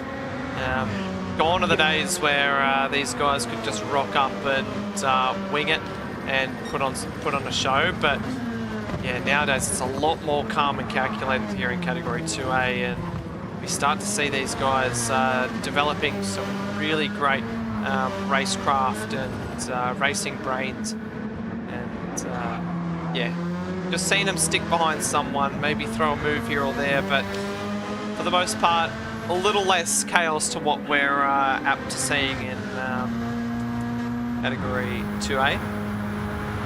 That is definitely true. Winosis could not agree with you more there. But look, if one of these guys currently racing is listening into the commentary stream here, first off, you shouldn't be doing that, you should be driving. But secondly, if you do a 3-stop, mate, I'll give you my Driver of the Day nomination, no questions asked. Oh my god. Look, mate, the alternate strategy, mate, it's a wonder, I tell you. Yeah. I heard as well you and Gody were talking about a bit of negative things about my sort of strategy options there during the sort of Cat 2B race, and I felt a bit, a bit hurt by that. Yeah, they're wrong, mate. They're wrong. Yeah, look, I'm not going to say you're wrong, we're not going to say you're right either. Yeah, Muffin's quietly rethinking his strategy for next week. No, I'm still committed, definitely. I want fresh tyres, I want to go hard. That's our plan right there. Muffin loves a bit of fresh rubber. That I do. It's I love it when it's all soft and sticky and not delaminated. White and sticky, just like my balls. Oh god. Oh, thank God it's past 9 PM. Yeah. So Carbon Boy's just fined the chat. He goes, strategy, drive fast, don't crash. Well, he did one of those things, or maybe none of those things last race, but I think that's up to the, whether he drove fast is up to the opinion of the viewer. Yeah, look, I appreciate your opinion there, Carbon Boy, but I think you might need to practice at least half of that a bit more before you start commenting, but no pressure either way. Yeah. Muffin wants fresh rubber to go hard. Context. There is none. Up to your imagination there, baby. Alrighty. And look, just going to this one I say is like, yeah, the racing. We're having a race on here, ladies and gentlemen. We're super sorry. It looks as if sort of like that pace advantage that Mr. Buncrack had at the start of the race is starting to sort of come back. That crossover, I think, has been reached. Current lap here for Mr. Buncrack is going to be a 205.8. A second away from his personal best, while Rudsey's done his personal best of a 205.3. So we've definitely hit that crossover point now. Rudsey is going to start really closing up here on the Mr. Bumcrack, the leader of the race. Yeah, let's just monitor that gap and see how things go. But how are these guys doing in terms of fuel? In terms of fuel, really, just looking through the field here, most cars are sitting at either half a tank or just below half a tank. There's no one with a real major sort of fuel advantage, but just going off, let's just say your top 3 cars currently, Blindman has it the best fuel on like half a tank, touch under. Rudsey is. What if you say we jump into a full-blown APR Tour Review update, Muffin? Oh, you know what? That's nothing I want more than to do a APR automotive tyre and fuel update, because you are in safe hands.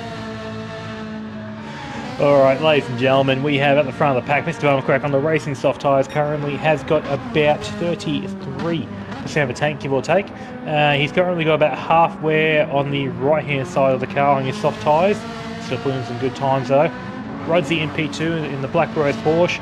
Currently got a touch more fuel than Mr. Bumcrack, probably close towards the 40% mark, but pretty sort of negligible in the grand scheme of things. Medium tyres, probably about 25% more on the right hand side. A bit less on the left, so I'm just covering the right rear. That's going to be the worst side for most of the cars in this field. Blind Man in P3 on the racing mediums. Touch more fuel than Rudsey, but pretty negligible amount. They really I speculate the top three cars will close off a bit in the pit lane, but I'm not too sure. And medium tyres, about the same sort of wear as Rudsey, probably a touch worse, but pretty small amount. Really not noticeable at all, unless you've got really good eyes. Black Project in P4 there, second of the cracking cars, also on the racing soft tyres. Currently just under half tank, probably about 45% there, sort of on par with the two cars in front, give or take. Bit under sort of half wear left on that rear right of his. The front's looking pretty good, but definitely getting on the power pretty hard there, Black Project is. Madrid in P5, he has got probably that 30% of a tank currently, definitely making sure that he is using that flat six engine to the best of his ability.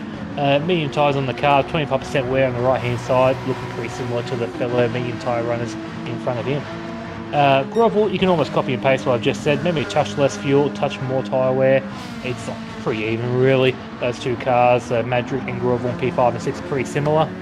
Revs into P7, definitely probably the worst I've seen on fuel so far, close towards the 28% mark give or take, but still not too far nonetheless.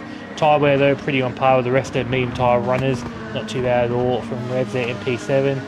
Daz in P8, not doing too bad with fuel currently. He has got about maybe 38 to 40% of the tank currently in there on the medium tyres, about 25% wear.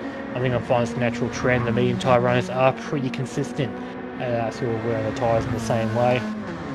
VF in behind him, touch more fuel, tyres about the same as Daz in front of him, so just copy and paste what I said before essentially. A boss with damage on the car, so he's at the wall very recently there. See the sector split. Yeah, let's see. He's down by a second. Maybe just clobbered it and kept going. Yeah, okay, very interesting there. But either way, he's in the soft tyres, a quarter of a tank of fuel, so definitely he is wringing the neck out of the McLaren. He's got about half a wear, maybe a touch under on his right side tyres, so definitely doing a good job there from the back of the grid, but definitely still more work to do. Super fun, happy on the soft tyres. He is on the ultimate fuel save here. He is actually probably doing a better job of fuel saving than the leaders. So he's currently got about maybe 35 to 40% of a tank, which I know I said the leaders were on more, but that was like a lap ago. Time flies, having fun. Super fun, happy. Might be playing himself into a long game here. Possibly looking at a one stop from him. Very possible.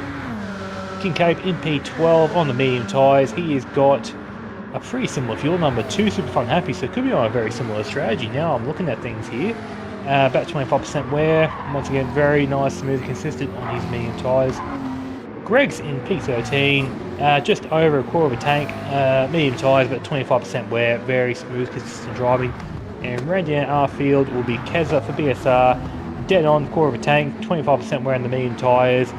So really, I think everyone on medium tyres on a pretty similar sort of strategy, depending on their fuel number, but soft tyre runners, they're definitely going to be feeling the effects of the tyre wear now. Thank you, Muffin, for the APR Automotive Tyre and Fuel Update. With APR Automotive, you are in safe hands.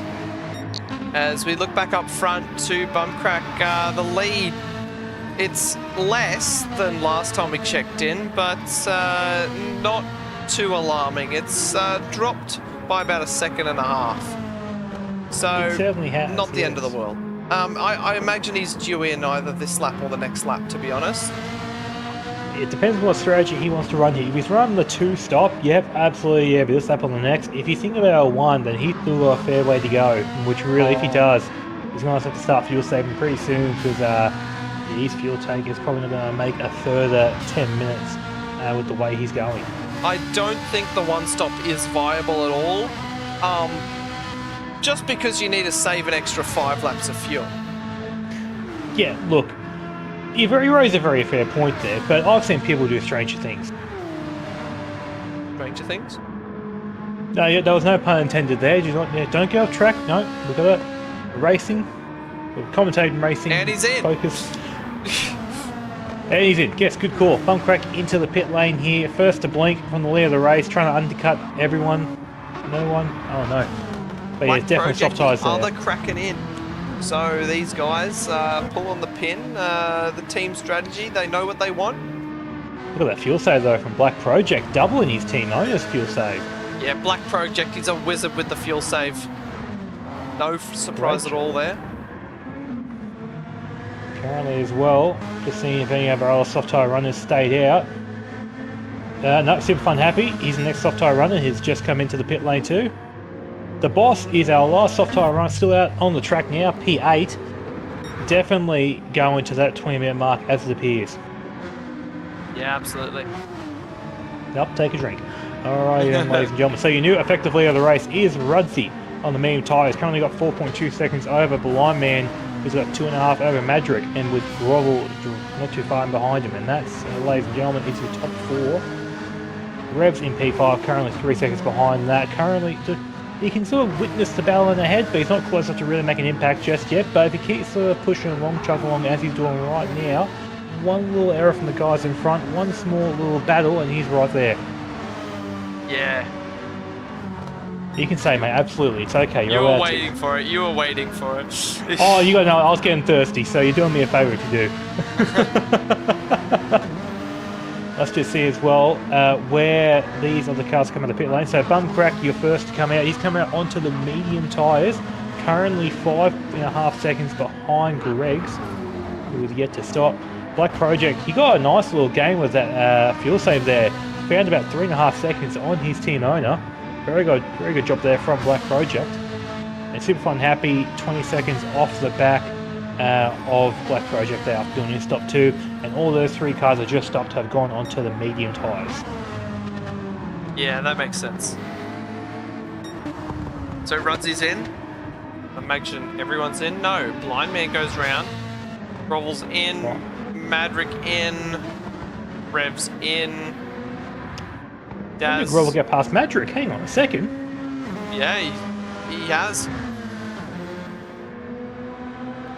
And Daz Rev stays falls out. into VF stays around. out. The boss comes in. Yep, definitely his tyres were absolutely shocking, so it doesn't surprise me at all. Kincaid, will he come in? Nope, he's staying out. Kez will be coming in.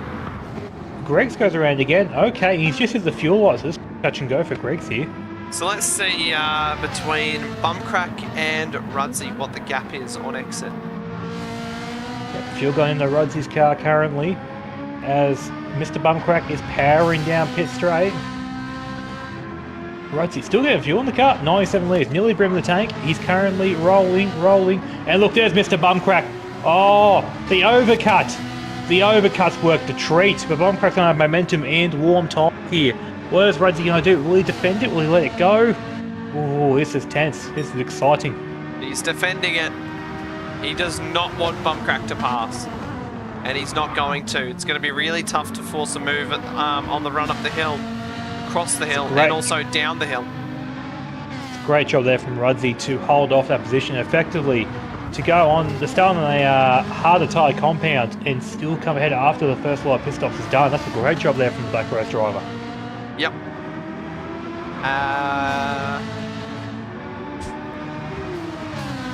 Looking to see who else. So yeah, Boss has come out in P12. He's got 2 seconds on Super Fun Happy, but I think he already had a lead on him. And Kezo is at the back of the pack currently, powering onto the race in soft tyres with a full tank of fuel more or less.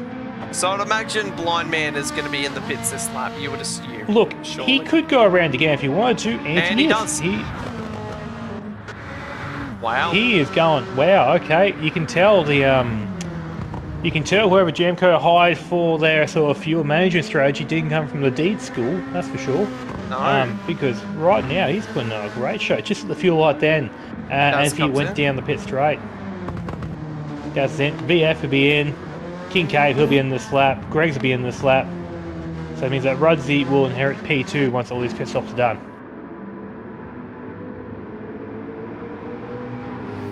And Blindman's just his personal best first sector, so he's not holding back. He's doing a great job here. Yeah. PB, personal best lap of the race, so the 205.8, which is set back on lap 7. A second away from Mr. Bumcrack, but Mr. Bumcrack was on soft tyres, so you have to add on at least half a second to drive at full speed for what's theoretically possible on the mediums. Kincaid goes around again. Hang on a second, I thought for sure he'd be in. Yeah, he does too. Wow. He's going to have to really hope and pray that the smell of an oily rag will get him back home, because this fuel tank is looking very empty. As Blind Man is coming across the top now, and he's still up on his time. Wow. So Blind Man is wringing the neck of this Ferrari.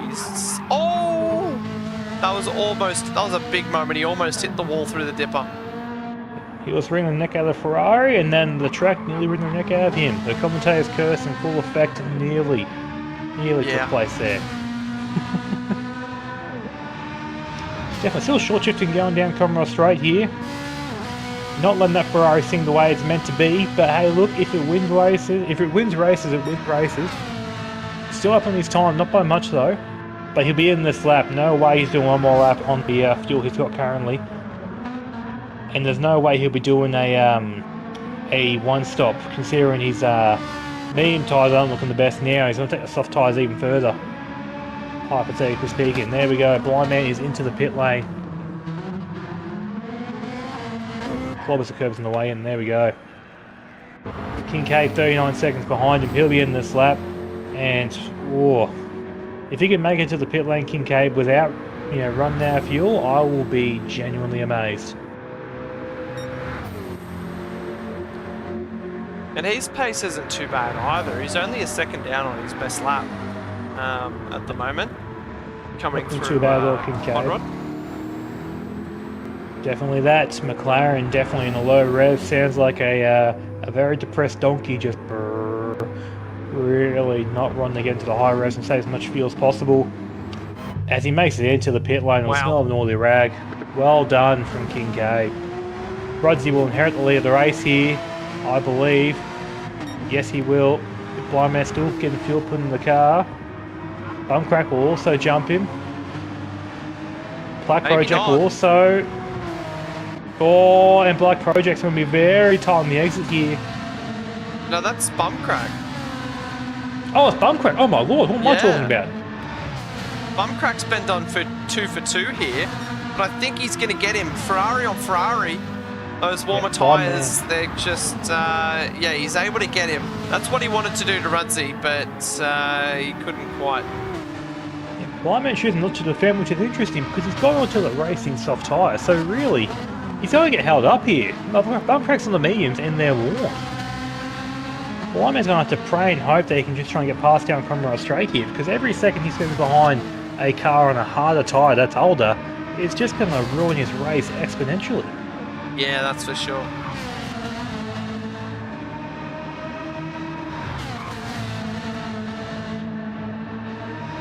Phil be parking down towards Skyline.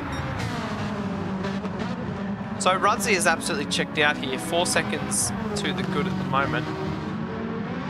Great job there from Rudsey, really playing the strategy card well. Definitely, like currently fuel-wise as well, like the only person he's losing out to in the top 5 is Blind Man, who's just come out, so he's done a great job here. But Blind Man, he is hounding the rear end of the Kraken car. Mr. Bumcrack holding the right-hand side like his life depends on it. Blind Man's still not getting out of the system yet, just bump drafting him. Wow. Does he know he's on the mediums? I don't know at all. Blind Man's still staying behind. This is very interesting, unless Blind Man sees more advantage coming out of the slipstream than he does the extra tyre grip. But oh no, it just seems a bit funky to me. Yeah.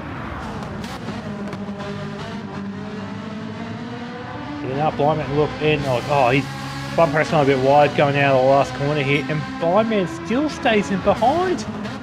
Even lifts and coast going into the corner. Blindman's playing a very interesting strategy here. Let's see how this plays out. Blindman saved a lot of fuel at Interlagos to make his strategy work.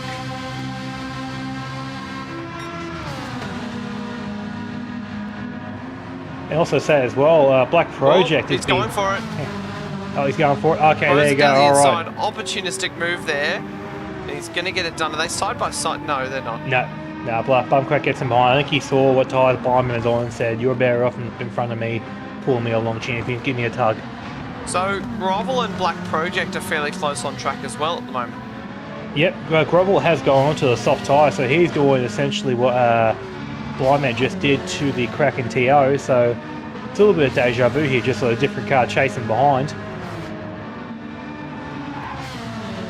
So I don't think it's going to see anything here until we get to Forest Elbow, if not Conrod Straight. Grovel's just not close enough here to make any sort of risky moves. His name isn't Jordan Cox. He can't do anything stupid going into Brock Skyline.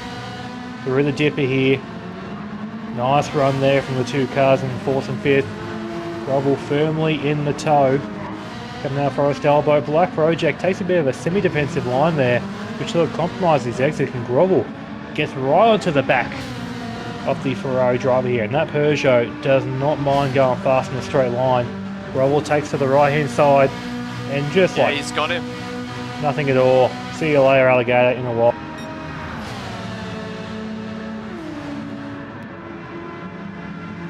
Yeah, Black Project ducks him behind, knows, thinks better of it. Doesn't want to lose out to Madrick, who's currently catching as well, who has gone back onto the medium tyres. So right now, Black Project's just playing a long game here. Gets the stream from Grovel, let him pull you along. That's all he's got to do. Same as what Bumpcrack's doing. Actually, as I say that, Blindman's already put a second and a half on Mr. Bumpcrack, so slipstream no more. I believe Greggs has had a moment coming down Skyline. No, I think it could have been on a previous lap maybe, or could be a... No, I saw somebody's icon doing some things on the mini-map, but not too sure. Very well could be. I'm just going through the entry list here. No, could be Super Fun Happy, possibly, just judging by the lap time that he's put on show, but without really... Oh, Super Fun Happy actually sets a decent lap, so it's not him. Not too sure. Come back to me with that one. Maybe I'm just seeing things. Look, hey, it's better to see things than not see things, I guess. Yeah, that's true. Definitely. Feel very spread out here. Blindman is making some inroads on Rudzy. Currently found about, what is that, 9/10 of a second, just the last lap. As Blindman also says personal best lap of the race with a 2:05.3. Not as quick as Buncrack's personal best, but Blindman is on a bit of a fuel saving strategy, so he's probably not aiming for that fastest lap, just looking to try and minimise pit loss time.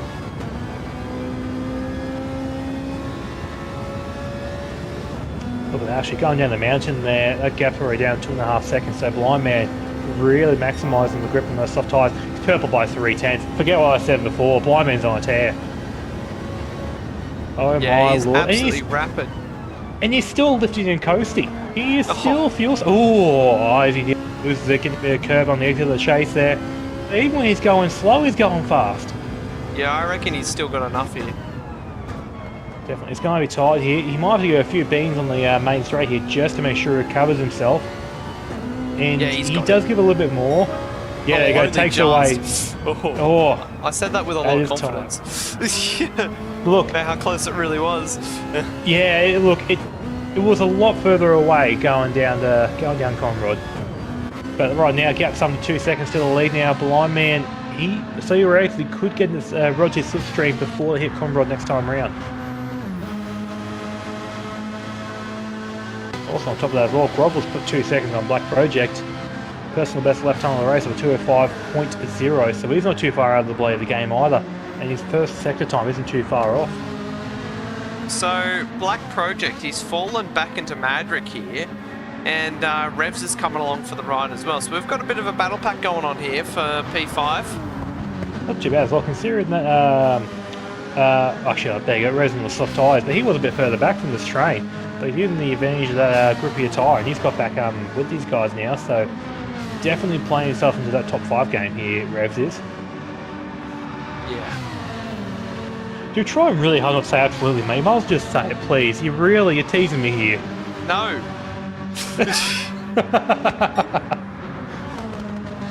Oh, but hey, you feel like you're concentrating too hard. Just relax, just let it loose, let it flow.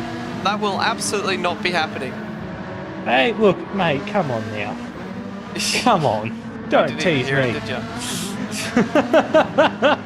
I said it. Right, this lap here hasn't been the best from Blind Man. Oh, that was Rudd's putting on a show. The gap has only come down by about 1/10 of a second since this time last lap. I wonder if Blind Man, sorry. Getting a little bit taily again, coming out of the chase there. Really? So Manrick just overtook Black Project as well, and Revs is looking very racy too. Yeah, no, Revs definitely was piece of the action. Black Project, as Carbon Boy said in the chat before, is a fuel-saving sort of wizard, some might call it. I think you said the same as well, didn't you? Probably. Probably, that's alright. Revs not close enough going to the T1 here, but I reckon Griffin's Bend could be the perfect opportunity for Revs to make a move here, try and get that Revs! Oh, it's Revs! Oh. Wow, that's very much a brown pants moment, my lord. The guys at the Dadson garage have a new pair of undies ready for him.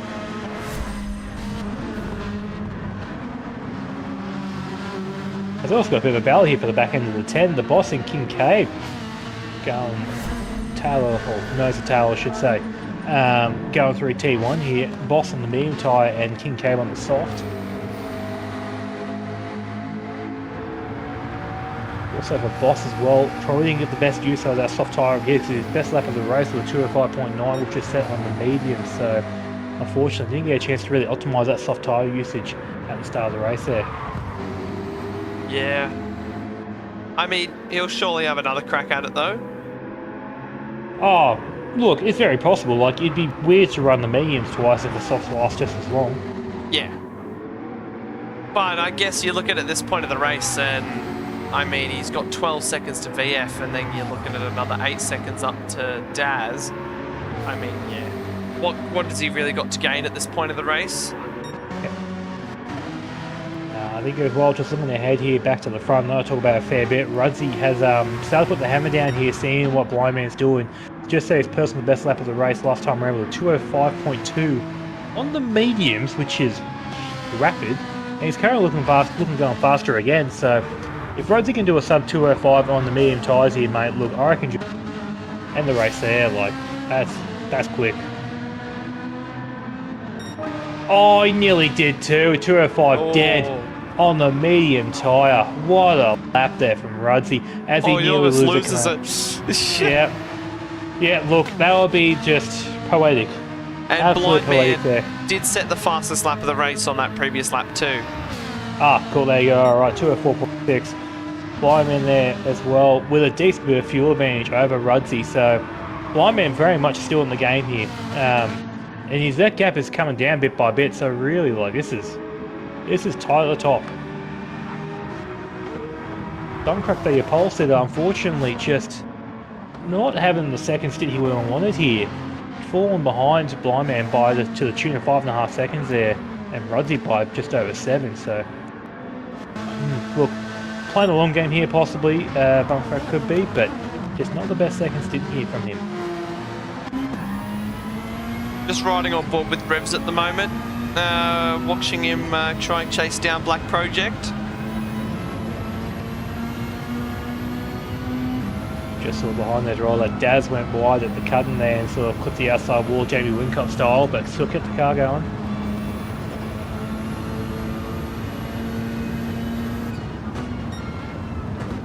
I think it's very much as well getting near that crossover point where the soft tyres start to become worse than the mediums, which is probably why Black Project has still got that P6 position in the end, and Revs isn't making any sort of major gains through the corners anymore. So we are approaching the final section of the race. 20 minutes round about to go. I reckon we'll start seeing some guys into the pits either this lap or maybe not this lap, next lap or the lap after, I reckon. 19, 20. Okay. No three stoppers though, Muffet. I do not want to alarm you. Oh, never mind. So I said my game just froze temporarily. I thought for sure the lobby was going to crash. But we're back, don't worry, ladies and gentlemen. Eyes on me. We're good. We're good. We're back. Yeah. I was just... So, Rudsey is actually extending that gap to Blindman. Blindman had a shocker lap just then at 2:06, or I think his tyres have hit the end now. They're starting to wear out. The crossover's begun. Yep, definitely has been. Crossover has begun. The only good thing for Blindman going from currently is that fuel advantage, which should help him close up to Rudsey next time they do pit stops. But he's going to have to... Well, they're boxing this lap, so if Blindman can put in a decent this time around, not lose too much time, I think Blindman could very much be in the box seat here, take the lead after the next round of pit stops. Yeah. I mean, Blindman went long in this stint, didn't he? So he should have a reasonably fresh car. Yes, actually, he went long in the first stint, so, his soft tyres are probably haven't faced as much wear as a fellow soft tyre rider stopped dead on the 20-minute mark or near enough to it. But yeah, still, soft tyres here after a little while do start to cry for mercy. And Blindman as well, still on the fuel save. Doing a great job there to really sort of maximise. And Rudsey's made a mistake somewhere because that gap's come down to 1.5 seconds again. I think it's just been weaning its way down over the lap. So maybe maybe just a combination of Blindman picking up the pace and Rudsey just starting to lose a little bit of concentration. Could be the case, absolutely. Take a drink. Yeah, gap there, just under 1.5 seconds, and the Blindman is slowly catching up. Even with the fuel save, he's still catching up to Rudsey, who is currently giving it full beans.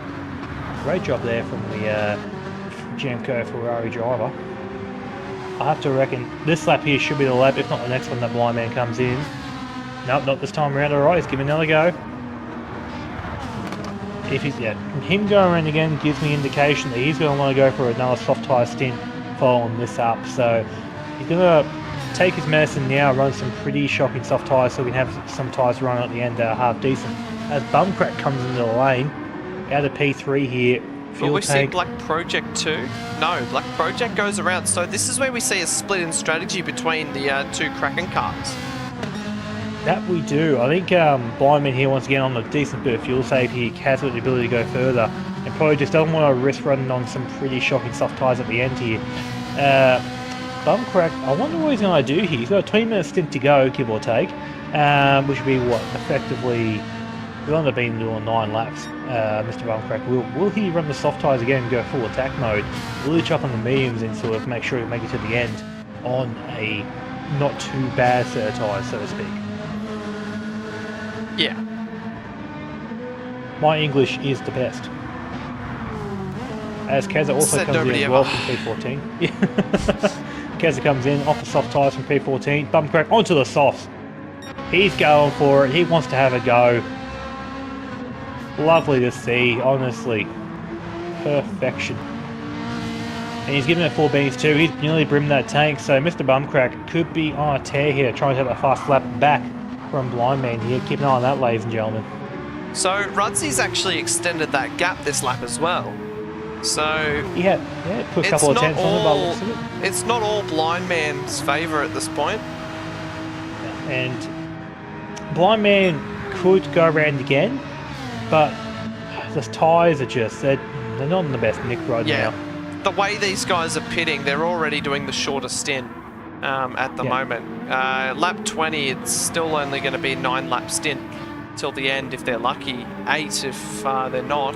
I imagine the pace they're setting, they'll get 29. Yep. Oh, so Rudsey comes in and Blindman doesn't. What on earth? Alright, Rod's on the fuel light. That makes sense. Fair enough then. So he'll be chucking on the soft tyres and going to the end. That's all but guaranteed. So it's the case of now, Rod's going to get the undercut. Can Blindman overcut him on a softer compound and with a better fuel save? As Grover also comes in off the soft tyres here, or on the soft tyres, might take another set back on. Magic goes around again, but he'll be coming in this time around. His fuel's looking pretty dire.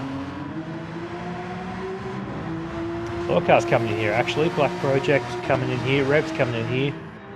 And once again, Black Project with that fuel save. Great job there from the Kraken driver.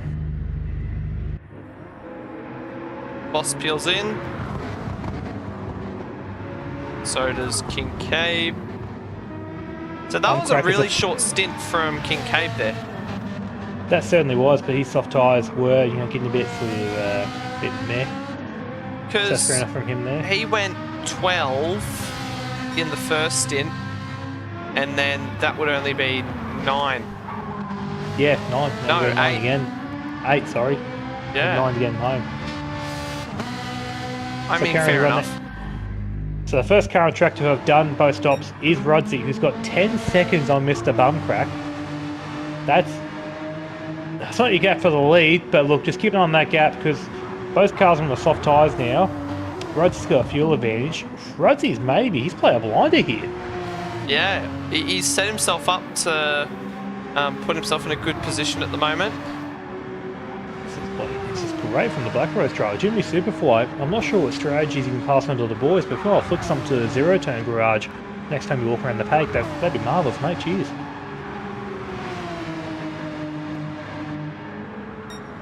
Let's see here. Will Blindman box this lap? His tyres aren't the best. He can go around fuel-wise, but he could be just churning time. No, he boxes. All right, here we go.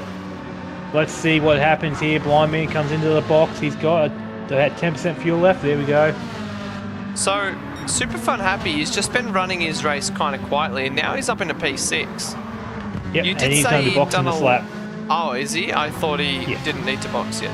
No, My bad. he's boxing this lap. Don't worry about him. Oh, just worry about him, but like he's not in contention to be like 5 for the win. I have to say, sorry, Mr. Happy. That's a bit rude of me. I shouldn't say that. There you go. Madrick's in with nothing in the tank. Blind Man's getting fuel in the tank now. Probably chucking a nice set of soft tyres. Rudsey's exiting the chase. He's on the run down to Murray into the Armour gantry, or bridge, I should say, not gantry. Breaks into Murray's corner, turns and goes through. Down pit straight. Blind Man's out. He's going to be in the lead here. Oh, comfortably in the lead. Wow. But he has got a hell of a lot less fuel. Yeah, the gap's 7 seconds. So how much less fuel does he have? Look, Rudsey is currently just over 3/4 of a tank, and Blind Man's just over half. So that's Okay, yeah. near that's on like 25% of the tank. Yeah, jeez. Alright, well, here's a race. Look, we nearly saw it last time out. Laminator versus Budsy, the fuel saver versus the attacker. Unfortunately, that gap didn't close it the way the audience probably wanted to. This could be different here because Rudsey, both on soft tyres here, he's going to be giving it the maximum attack he can afford, trying to get everything out of this car. Yep. Just say absolutely. Like, you're sort of taking a gap in sort of conversation to sort of take a breath and not say, just relax, man. It's okay. You can say absolutely. No. You've ruined it, Muffin. I've ruined it. You're ruining me. You never appreciate it till it's gone, Muffin. Mate, well, the audience at home is getting very thirsty. So honestly, Are they? I think it's just they you. really are. Rudsey as well here set the purple sector as well, going through the Brock skyline there. Let's see, he's up by 2/10 just for going down the mountain. Let's see if he's still got that sort of gap in hand going through down Comrade. He's up by 3/10. Oh, we're getting close here to the 3s maybe.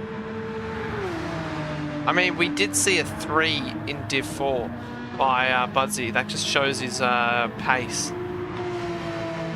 And also, Budsy's on a bit of a fuel save here as well. So if he's fuel saving with that much fuel, I'm not sure what Blind Man's doing. Like, he must be really conservative.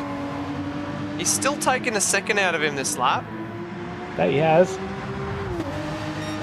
204.2, great lap there from Rudsey. Takes fast lap of the race away from Blind Man.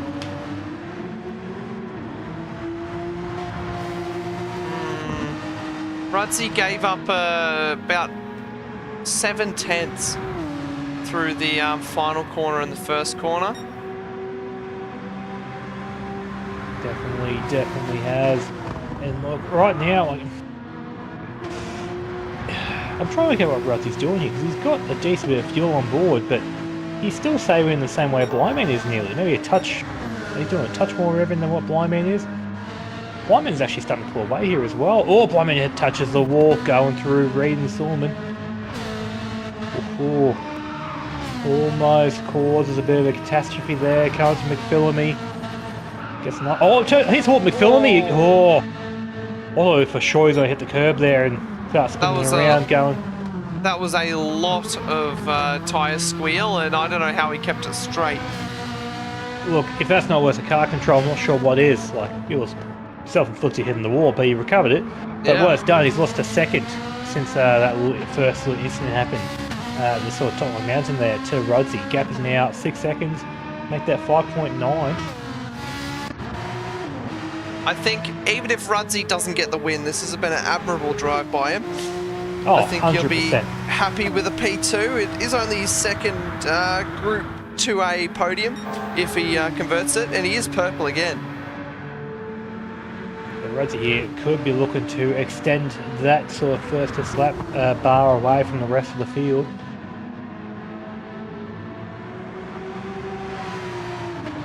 See what lap here Blindman does, because the gap has come down by a second, so this is probably going to be what, 205 something for Blindman, will it be? 204.7, it's still a great lap. Yeah. Let's see what Rudzy does though. 204.1. Just a casual Sunday drive here for Rudzy and Mount Panorama. Speed limits be damned. If Blindman can keep up this pace, the win's his. That certainly is, absolutely. Oh, as Blindman goes purple by 3/10. What on earth? Where's this come from? But remember, Rudzy had a terrible last corner and first corner on that last lap. Okay, that could be a factor. Alright, fair enough. I was going to say, as Blindman just stuck the hammer down. Alright. But no, never mind. I was freaking out for a second there, thinking that Blindman's decided to have a go and use up all his fuel. I think he is still doing that though. Fair enough. Judging by the gap weaning out. Yeah, now it's up to 6.8 now, so he's found a second in half a lap. I don't know whether that's Budsy putting the foot down or Rudzy, Blindman putting the foot down, or Rudzy making a couple of mistakes. Yeah, by the looks of it, this lap here coming to the next sector split for Rudzy. 2/10 down his personal best. Hasn't been a bad lap really from Rudzy. Yeah. Blindman's just really having a go. Ooh, as he hits the wall at Forest Elbow there on the entry. Doesn't affect him too much though, carries on. Oh, somebody's gone at McPhillamy. Yep, the certainly does. Yep, there's Madrick. Madrick has spun it. The Black Project will take P5 away. Another car coming up to Revs also take the position away. Guessing the P6 there. Ooh-wee. Thankfully there's a big gap behind that and no one else managed to get caught. No one else got collected, I should say. Let's have a look. So he came through the grate and then into McPhillamy. And did he just run offline? Yeah, clip the grass and speed into that inside wall and then had to reverse out and almost catches Black Friday out there. I mean, Black Project, sorry.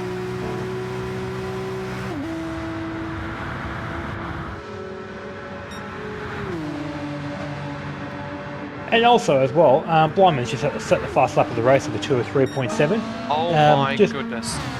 So, what on earth? Like, how is he doing those lap times with that level of fuel? How much has he got in the tank? He has got a touch over a quarter of a tank currently. And he's still got to do... Effectively 3.5 laps. Yeah, and he's on... I reckon he's on course to make 29 laps here. Oh, absolutely is. Like, he's had a great run. Like 3.5 laps, 25% fuel. I mean, that's what, 7% a lap? Which is, that's a big ass. Like, Rudzy's doing more fuel saving than him, and he's got like double the fuel. Yeah, maybe Jimmy should get on the phone to Rudzy and tell him to put the foot down. Yeah, no, it's hammer time, as some people might say. But yeah, definitely. Unless Rudzy's just Almost Ruddsy's realised something that Blind Man hasn't, but yeah, very strange here to see the car with more fuel doing more saving.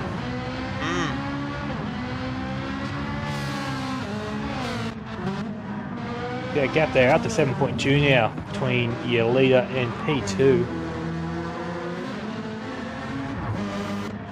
Bumcrack and P3, still a great job. Project into the wall at the S's and the dipper.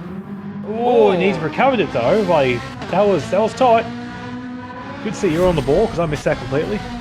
I don't know, I just went to go right on board with him and he was in the wall, like just grazed it a little.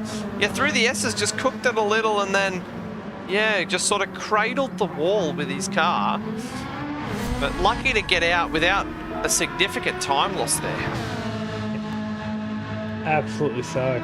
I think Blind Man's got the word from the Genco Pit Garage to start saving fuel again because the last lap of his was a 2:05.3, so it's 1.5 seconds away from his PB. So I think he just wanted the extra lap. Yeah. Right, I've just seen a message in the chat there from Jimmy Superfly, letting the driver of Ruddy know it's beer o'clock, time to drink up. Yeah. And Rudsy is up on his times with first sector. Yep, not that much. Still a personal best lap time of 2:04.1, which is pretty respectable. Like, that's a great time. That's just... Wyman's putting the bloody absolute screamer. He probably... he's clipped the wall too, coming through the cutting. I think it must be so disheartening to be Rudsy. And he's been popping in... he put in a lot of fuel. He came out of the pits and saw Blind Man had 25% less than him, and now he's just gone and is opening up the gap and set a lap time 5/10 quicker than what you can set when you're pushing. I don't think Rudsy's pushing though. Rudsy's fuel saving the same way. So it's confusing. Like, two cars are completely different fuel numbers. I think he's just trying to play it safe because you got to think he's got 13 seconds back to Mr. Bumcrack. So P2, solid team points. Solid championship points. It really, like, there's no point trying to risk that to go for P1, you know? That is actually a very fair point. Look, they're playing a long game. I can respect that. As a commentator, I hate that, but as a racer, I can respect that. Yeah. Now, Bumcrack may be in trouble here, though, because we see a charging Grovel who has had a very quiet race. And now he's in a position where he could be looking at a podium. And the pole setter might not even finish on the podium. The stories this race has given to us. It's absolutely marvellous. Yeah, last up there comparison between the two. Bumcrack with 206.1 and Grovel with 204.9. So Grovel on that Peugeot is definitely putting some great times in here, just near within slipstream range of the Kraken driver. Bumcrack gets a little bit of grass on the exit of Murray's corner there. So, Jimmy's also put in a good point in the chat too. He may also think that Blind Man is under-fueled and that he is net P1 on the road. That's a fair point. That is a real possibility here. And this, as also in the chat there, that Blind Man has lost out a little bit of time to Rudsy this last lap out. Only a couple of tenths though, like a minuscule amount. I mean, the closer and closer we get to the end, I mean, Rudsy is probably realising the situation. Yeah. Look, as much as I love a repeat of like Bathurst 2014 here, ladies and gentlemen, I don't think it's day, unfortunately. Because we currently have, what's this, 2.5 laps left, approximately. Wait to see what happens here. But yeah, right now, Blind Man's probably got about maybe 15% of a tank touch over. While Blind Man, Blind Man's got 15%, Rudsy has got about 25-30. So everyone's saying in chat that Blind Man's not going to make 29 laps. Now, it's going to be really tight, actually. It's going to be close. Mr. Giffo, if you're absolutely right, then Blind Man's done a great job here with the strategy, but it's going to be tight here. Let's just see. I think even if he has to go the extra lap, he will be the only one on that extra lap, so he can do it at 80 Ks if he wishes. Well, actually, no, just looking at the timing screen here. We're about to clock 58 minutes right now. Okay, so we'll only get 28 from these guys. Yeah, it's going to be tight. Right, yeah, then. Nice. Look, Unless he sets a 157. Yeah. Unless GT decides to give him an extra sort of victory lap, which even then he'll be by himself on it. Rudsley won't be there to join. So Bumcrack and Grovel, they've got one more lap to sort it out. And there's half a second between them at the moment, but Bumcrack runs a little wide. He's in trouble here. Grovel's on for this podium. He could go for it. This is his best chance. A little bit of grass there. That sets Grovel up for a pass at Griffins. That Peugeot is known for being rapid in a straight line. That Ferrari is known for being pretty quick across the top here, so it's up to Grovel to try and get a move done now or to wait for Conrad. I think he's waiting for Conrad. I think he has to. That he will this time around, but it's going to be tight across the top from these two here. Grovel will not let Bumcrack go easy. No, absolutely not. Also got possibly another battle pack forming. P5 and P6. Revs and Black Project are pretty close to each other here. They could also be fighting with Madrid not too far behind them. Could also be part of the action if something goes sideways. Yeah, absolutely. As hey, you said it, drink. As Blind Man coming through elbow at the moment. But we're just keeping an eye on this battle. Through the dipper. I think Grovel's lining him up for the final corner. Or the chase. I think it's the chase. I think that's what he's going for. So great run here, Grovel. Great run out Forest Elbow. Bumcrack could be helpless here. As Blind Man, he's driven absolutely brilliantly. And he is going to take the checkered flag here. He's going to win by 5 seconds. What an extraordinary race. Brilliant strategy by Blind Man. He's going to take P1. As we look to the chase. As Grovel around the outside. Oh, becomes the inside for the chase, but he can't quite get it done. Rudsley finishes P2. And that's what we want to see, ladies and gentlemen. Oh, defends is he the inside, able to Mr. hold Bumcrack. on? Around the outside, looking for the switchback. But it's not going to open up. And I think Bumcrack's still going to do it. Yes, he will. He takes the podium. Grovel P4. Takes P4. The other Kraken Esports car will come home in P5 for Black Project. And he almost gets done by Revs here, who's right hot on his tail. P5 for Black Project, P6 for Revs, P7 for Madrick. Great job from Madrick, recovering from his spin at Skyline earlier on in the race there. Great job from Drew. P8 will go to VF, who drove a very quiet race in no man's land for a large majority of it. And he Sometimes comes home. A quiet race with good points is better than a hectic race with no points. The boss, P9, so he's picked up another couple of positions before the end of this one. Yep, I think Daz had a spin recently, which is why Boss is in P9. Yeah. So Kincaid, P10 here. Great job there for the Thunder driver. Good team points for the boys there at Thunder. Greggs will take P11. It will be Keza P12 for Keza, P13 for Daz, and Super Fun Happy. He will come home in P14. Yeah, ran out the field there for Unicorn. Gets a little bit of screen time there. So Nismo Nace, I hope you're watching, mate. I hope you. Down to the final corner, Super Fun Happy comes. Turns around it, powers out. And that, ladies and gentlemen, is your Cat 2A Bathurst Mini Enduro run and done. Well, that one was pretty spread out, but we had some good moments in there, which was good to see. So we'll just have a look at our race results for that one. So Blind Man finishes P1 with the fastest lap. Rudsley P2. Bumcrack completing the podium. He falls from pole position there. Grovel P4. Black Project P5. Revs P6. Madrick P7. VF P8. We have Boss P9, Kincaid 10th, 11th is Greggs, 12th is Keza, 13th is Daz, and 14th is Super Fun Happy. So, yeah. Who's your driver of the day there, Muffin?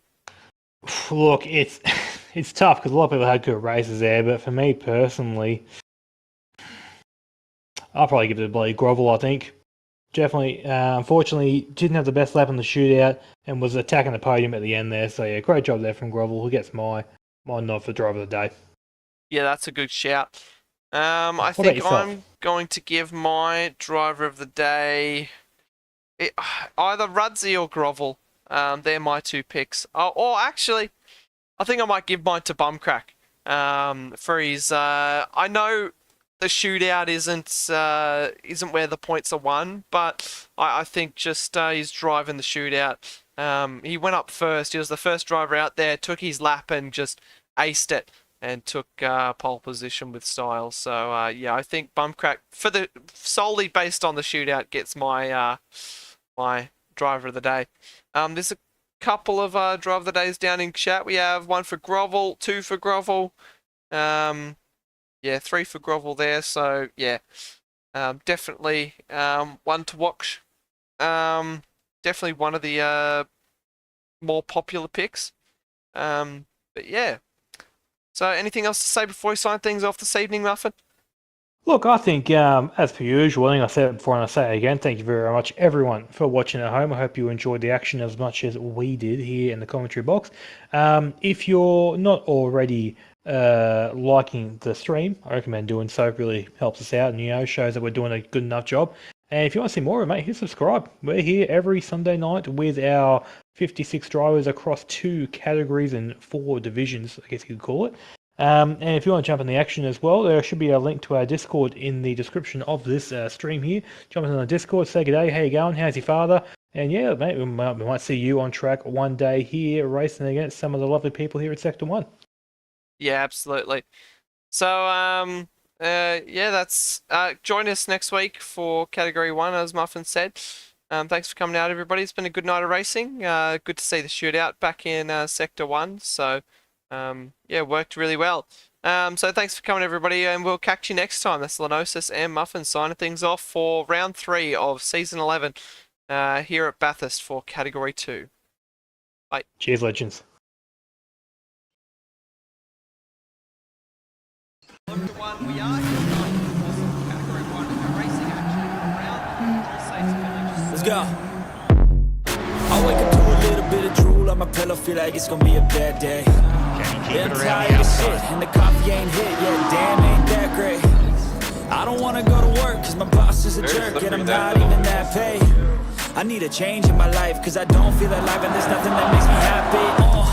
Hold my beer for a minute, I'm about to quit my job, cash in for a ticket. I'm going on a trip, and I don't plan to visit. I'm gonna stay there till I feel like I'm winning, and this is just the beginning. I need a big change, only feels like living. I need a big swing, home runs I'm hitting, and I'll never look back, moving on till I get it all. And we all got dreams, we all want things, but what you gonna do for it? How you gonna move for it? What you gonna be?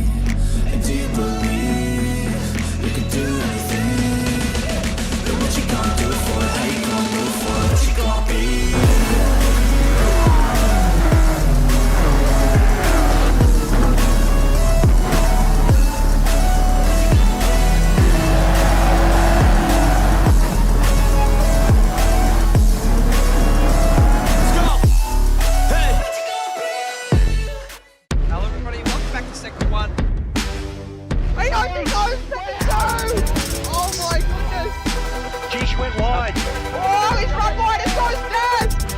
Oh my!